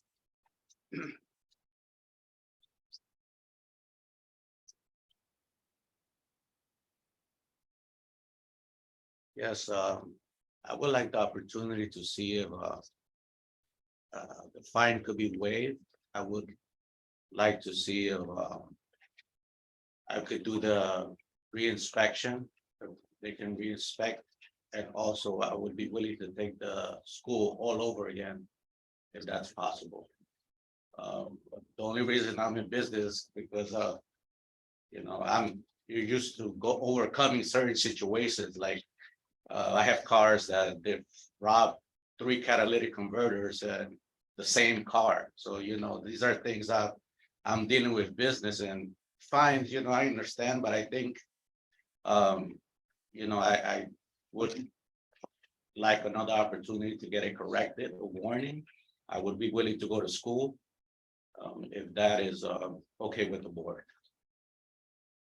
I'm just gonna throw this out there for you. Yes, sir. I appreciate that you're wanting to not have the fine and offering to go to school. You are up for recertification as a used car dealer, which means you're gonna have to attend an in-person or Zoom training under our new recertification sometime before July of next year. And if you do the school, you've got to pay for that. Plus you got to take 2 days off work. You might be better off just paying the $750 fine. I'm just throwing that out there for you. Is there any way to be a little more flexible? I'm just throwing it out there from a financial standpoint. You might be just as well off to pay the fine and take the recommendation as you would. Yeah, It's not often that we have, excuse me, sorry to interrupt anybody who's talking. It's not often that we have a dealer saying, hey, I want to take the 2-day class. Because it's 2 days out of your life. It's pretty intensive and it's a lot of information. It may very well benefit him to do that. So I wouldn't be against reducing the fine a little bit to because of his willingness to take the 2-day class. It's in our interest as fellow dealers in the state to get him further education. So I wouldn't be against reducing the fine to $250 and giving the dealer operator class, if that's something you guys may have an appetite for. I'd just like to say that by reading that case, he had been inspected like 1, 2, 3, 4 or 5 times, and each time they only gave him a written warning. So he's aware that he's not maintaining his hours. He's absolutely, and he knows it because back in 2016, he actually notified the Motor Vehicle Dealer Board that he was going to be on vacation. So he knows he has to maintain, and he knows he has to notify him. So he's been very lucky that he's only been warned 4 times and not fined 4 times. I get the class, but the issue seems to be, you need to hire somebody. Because if he goes to class, he's gonna be closed those days. We can give him notice. Yeah, but he's still gonna be closed. So it sounds to me like we have to have a business plan. His plan should be, I need to hire somebody so that if I get sick, I get COVID or whatever, that we can maintain business hours, or if all the rules like we all do. We actually talk about that in class, about having backup people to back you up when you're busy buying cars, repoing cars, doing church events, getting catalytic converters for ones that are stolen, those things. Yeah. We talk about that. Doesn't he have 20 days that he can be closed Yes, sir, and, he does. and Yeah. proceed back to 20 hours a week? Mr. Bates, that was a recommendation I told him first Yeah, time around. okay. Yes, sir. Well, and this might not be relevant, but as the 95, apparently there was 95 customers were overcharged and stuff like that. That already been addressed. I think it said in there he had taken care of that. He had refunded the money. Yeah, I refunded everybody. Yes.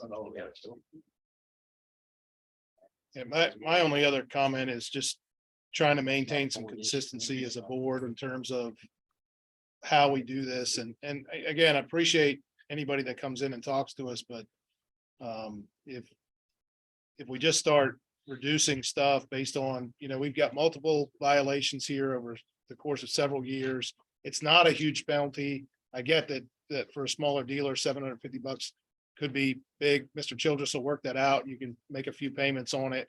Yeah, because right now it's I'm paying almost $2,000 over just to get cars. you Yeah, know, no, it's hard for me to again, buy we're all cars. buying cars, so we get it. We understand that. I just think that, if we start adjusting things, if they agree to do this or whatever, it's gonna muddle up what we do as a board. I just think we need to maintain some consistency. That's my 2 cents. Any other comments from the board? Okay, just for procedural, the motion on the table is the hearing officer or the recommendation from the committee, which is a $750 fine and inspection. That's what we have, that's what we're voting on now. So those in favor say aye. Aye. Those opposed say nay. And the ayes have it, the motion carries.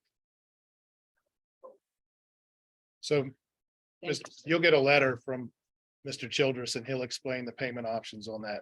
Okay. We did that. Okay, Thank you for coming. so Madam Chairwoman, we're moving on to tab 6, Mr. Childress. Tab 6, Royal Motors and Shane Partis. Whereas the board has reviewed and considered the facts and evidence in the report of an informal fact-finding conference that's prepared by the hearing officer concerning Royal Motors and Shane Partis for alleged violations of Virginia Code Section 46.2 -1510, 46.2 -1529, 46.2 -1537, 46.2 -1575-2 and 3.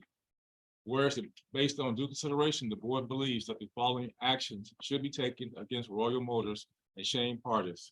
1, assess a civil penalty of $2,000. 2, Royal Motors shall be inspected by Motor Vehicle Dealer Board field representative, and then inspection shall be satisfactory. 3, Shane Partis shall successfully complete the deal operator course by May 14th, 2023. And therefore be it resolved that the board mandates that Shane Partis hereby be assessed a civil penalty of $2,000 and the Royal Motors dealership shall satisfactorily pass an inspection conducted by Motor Vehicle Dealer Board field representative on or before February 14th, 2023. And Shane Partis shall successfully complete the dealer operator course by May 14th, 2023. And therefore be further resolved by the board that failure to comply with the board's mandates by the required dates will result in the suspension of all licenses and certificates issued by the board until such time the Royal Motors dealership and Shane Partis successfully complies with the board's mandates. Mr. Wiley, is this your committee's motion? Yes, it is. Okay, and I believe the dealer is not present. Correct. No. Still, yeah. Okay, is there a second to the motion? Second. I'm sorry, I thought I heard Mr. Robbins. You can have it. Okay. I heard over here, so Mr. Robinson seconded. Okay, any discussion? The board.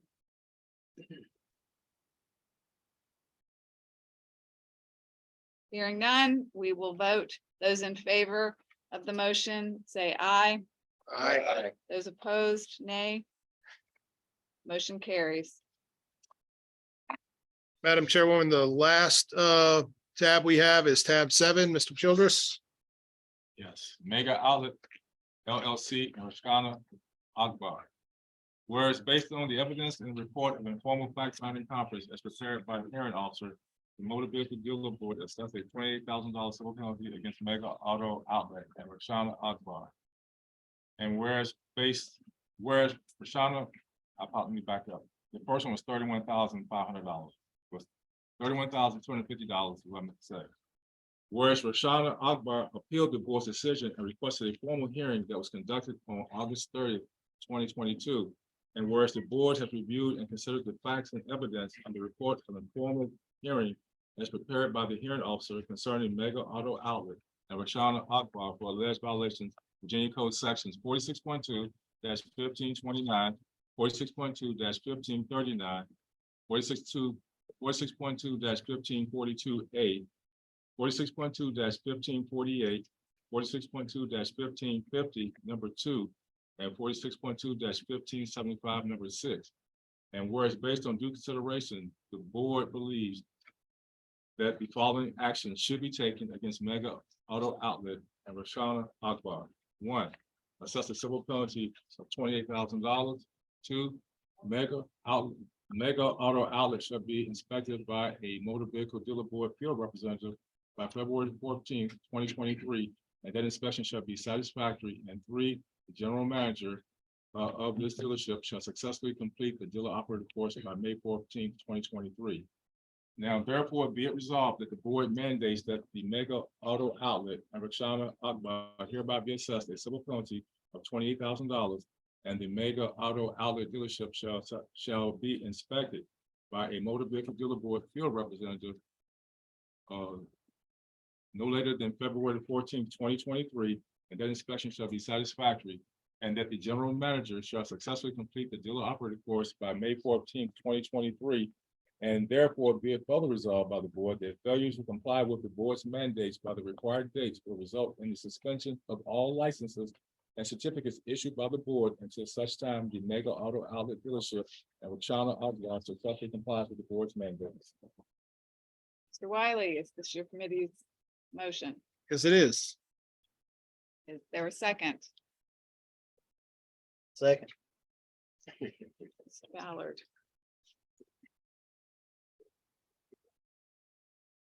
Okay, the dealer operator is welcome to come to the podium.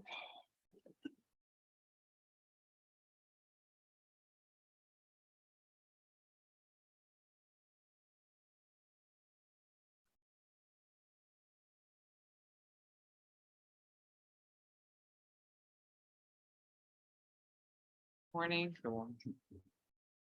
Welcome to provide whatever comments you would like. The only comment I have, I said, everyone just have a heart, like I said, I just started this business and like I boomed. And, I'm trying to do everything correctly now, which I changed all my previous employees. And now I have new employees in play, and once they come in, they're gonna be very happy of what we have done. And there's a lot of dealerships that even know about electronics or this and that. I'm doing the whole 9 yards, so I can be secure and make sure these mistakes don't happen and we don't have to come here anymore. But the first time for a dealership, this type of fine is a little bit too harsh for me right now. Like I'm running an operation, but times are a little hard right now. Okay, are there any comments or questions from board members? Mr. Bates? I would just say I appreciate you being here. I think a lot of us have sales to customers, and we understand that I understand, I'm sure that my peers do, that selling a $1,000 to $5,000 car is almost by definition something that's going to have a problem and create complaints and safety hazards, etc. And so someone suggested, I think it was Chris, to maybe lift the quality of the car, or maybe give a warranty or something to protect the citizens of Virginia, because I can't imagine selling 100 cars in that range that aren't going to have problems with every one of them but a handful. And it's going to create a safety issue. It's going to give a bad name to other used car secondary dealers. It's going to create people that are in times that are tough like this. These people depend on their cars, and if the cars aren't running, they're not going to pay, and then they end up in court and lawsuits, and the ball rolling that's so negative. I don't foresee anything positive out of continuing. Someone mentioned the complaint number that he had. Was it you, Chris? Okay, that's what we want to avoid. Yes, so that was the previous I did. Now the inventory has changed. If you guys, that was when I first started, because I don't have that much money to start the business. But those $5,000 cars may be to where I am at right now. I do not sell that many of them no more. I still have it in my inventory because a lot of people come in with cash, 5,000 to 10,000, especially the Hispanic community. And now I'm changing my inventory. Now I have, like I said, $20,000, $30,000 cars I'm working with. And now we have better banks, Exeter Finance, Westlake, United. Our business expanded. So now we have more leverage of doing things. And like I said, I learned from all this and I appreciate, that Ms. Jeanette came out there because I never did electronic scanning. Now I do every deal. I did have files at my location. There was never like files were like missing or anything like that, but the files were not put together correctly. And then I took a sheet from Ms. Jeanette, how to put every file together now, so. And plus, we do the electronic, so any MVD field comes out, you'll see both of them this time. I personally am more interested in the people that are upset and complaining. And during this environment, financial environment, they get so upset over a car not running when they tell me, and being on VADA board, we heard the same type of things, that they think they were promised something that they don't get. And my feeling almost always will be to levy a fine, and if they then show that for a good period of time, they don't have these complaints, they aren't ruining the reputation of other used car dealers, to alleviate some of that. That's generally the theme the way I think. So that's what I have to add. Are there any other comments from the board? And the other thing, if the fine is that steep, I need to work out, like, I can make a pamphlet, some is heavies, fine. Work it out, no problem. I go to the class, I need to myself, I want to learn more, I have to. And so I can be in this business long term. There is a payment plan option available. Okay. It is worked out. Okay, hearing no further discussion, we're gonna vote on the motion, which came out exactly as the committee recommended. Those in favor say aye. Aye. Those opposed, nay. Ayes have it, the motion carries. Thank you. Thank guys. you.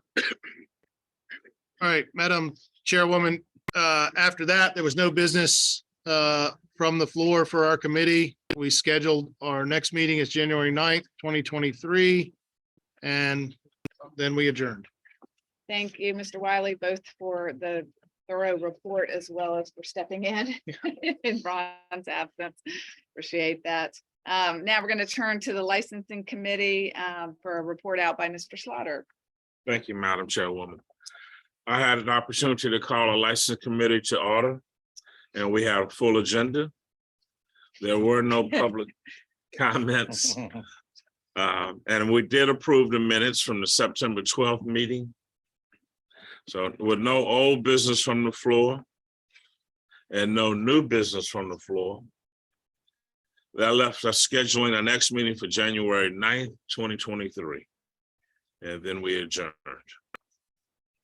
Thank you, Mr. Slaughter. And turning back to Mr. Wiley for a report out on the advertising committee. Thank you, Madam Chairwoman.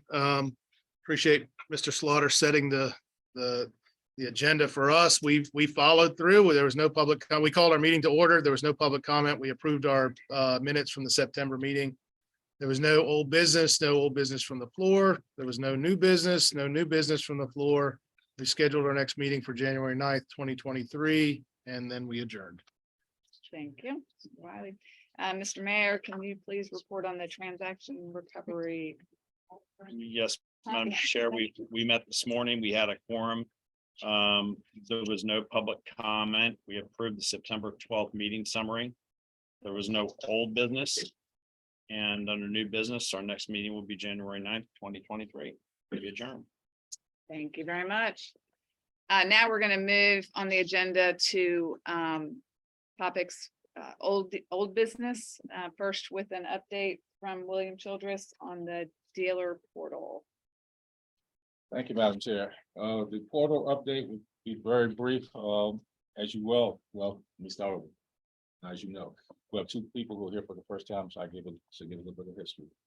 The dealer board has authorized the staff to move forward to procure a automated licensing system. So we're now working with a company called Systems Automation and trying to, secure that system. The contract was signed back in May. And since May, we've been working on, requirements, various stages of requirements of getting things together. Most of the meetings have taken place so far have been through Zoom or social media platforms such as Zoom. The meetings at times have been very informative, at times have been not, not good. We're not arguing anything, it's just lack of understanding. With that said, last week, the project team from Systems Automation actually paid us a visit to observe our business practices for one day. And I think that visit is going to be a tide turner. I think they got a good idea of what we do, how we do it, and why we do it. I think it's gonna go a long ways. So I'm also thinking that in the future, we'll probably have more visits. So I'm very comfortable at this moment of where we are with the project team and the work that's being done. Before that came down, we were having some problems with them understanding that they didn't understand the business logic.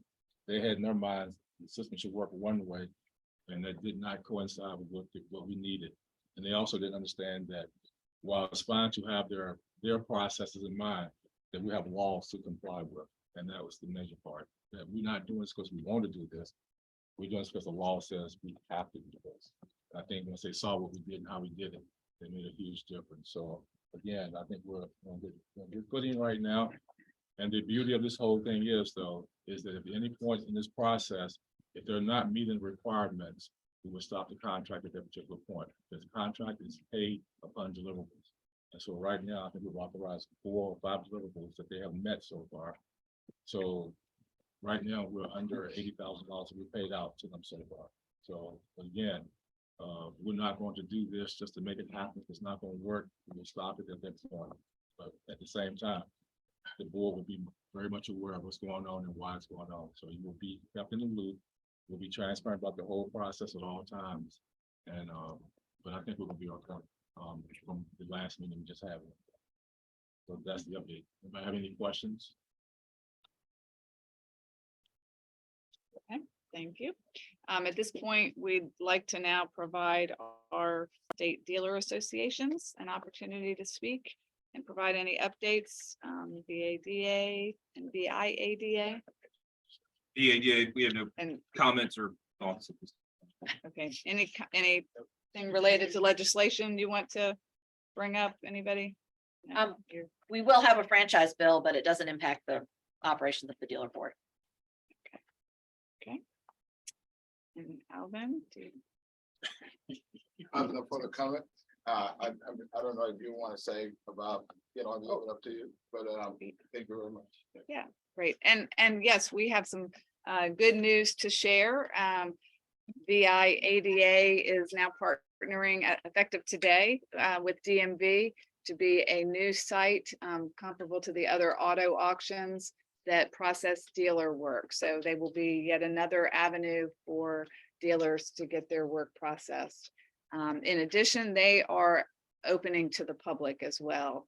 There's 2 auto auctions that also do that, America's Auto Auction and Odessa in Northern Virginia. America's Auto Auction is in Virginia Beach. They also now open to the public as well as for dealer work. So we're excited to start. Literally, they started this morning. So we're anxious to hear the good news about how the first day went. They've got a facility out in Midlothian, the Midlothian Turnpike area to provide that service. So thank you for the partnership. And we're excited to have that. Okay, is there any old business from the floor? Did you? Yes. Oh, thank you for the clarification. Okay, appreciate it. Okay, and any new business from the floor? Okay, hearing none. We are scheduling the full board meeting, the next full board meeting for January 9th, 2023, right here in the DMV conference room, which is 02. Bless you. And now I'm going to turn things over to William Childress for the executive director's report. And my report would be very brief. We don't have a lot to really discuss. I do want to say that, transition and change sometimes makes the road a little bit bumpier. And things to relearn and teach other people.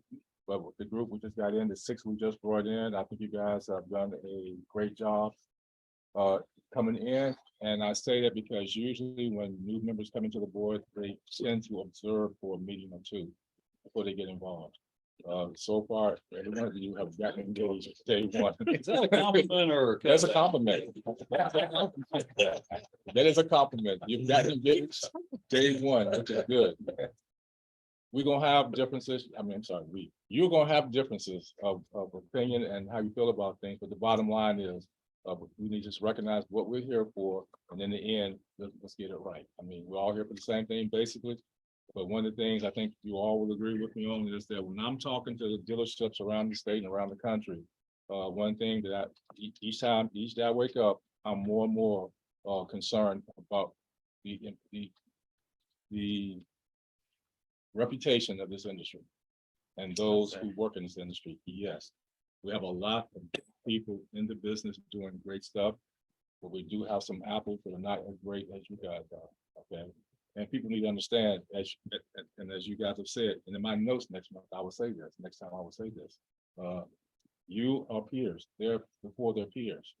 And they need to understand that, like them, you guys comply and toe the line. I mean, so it's no different from an independent to a franchise. We all facing the same music, go by the same rules.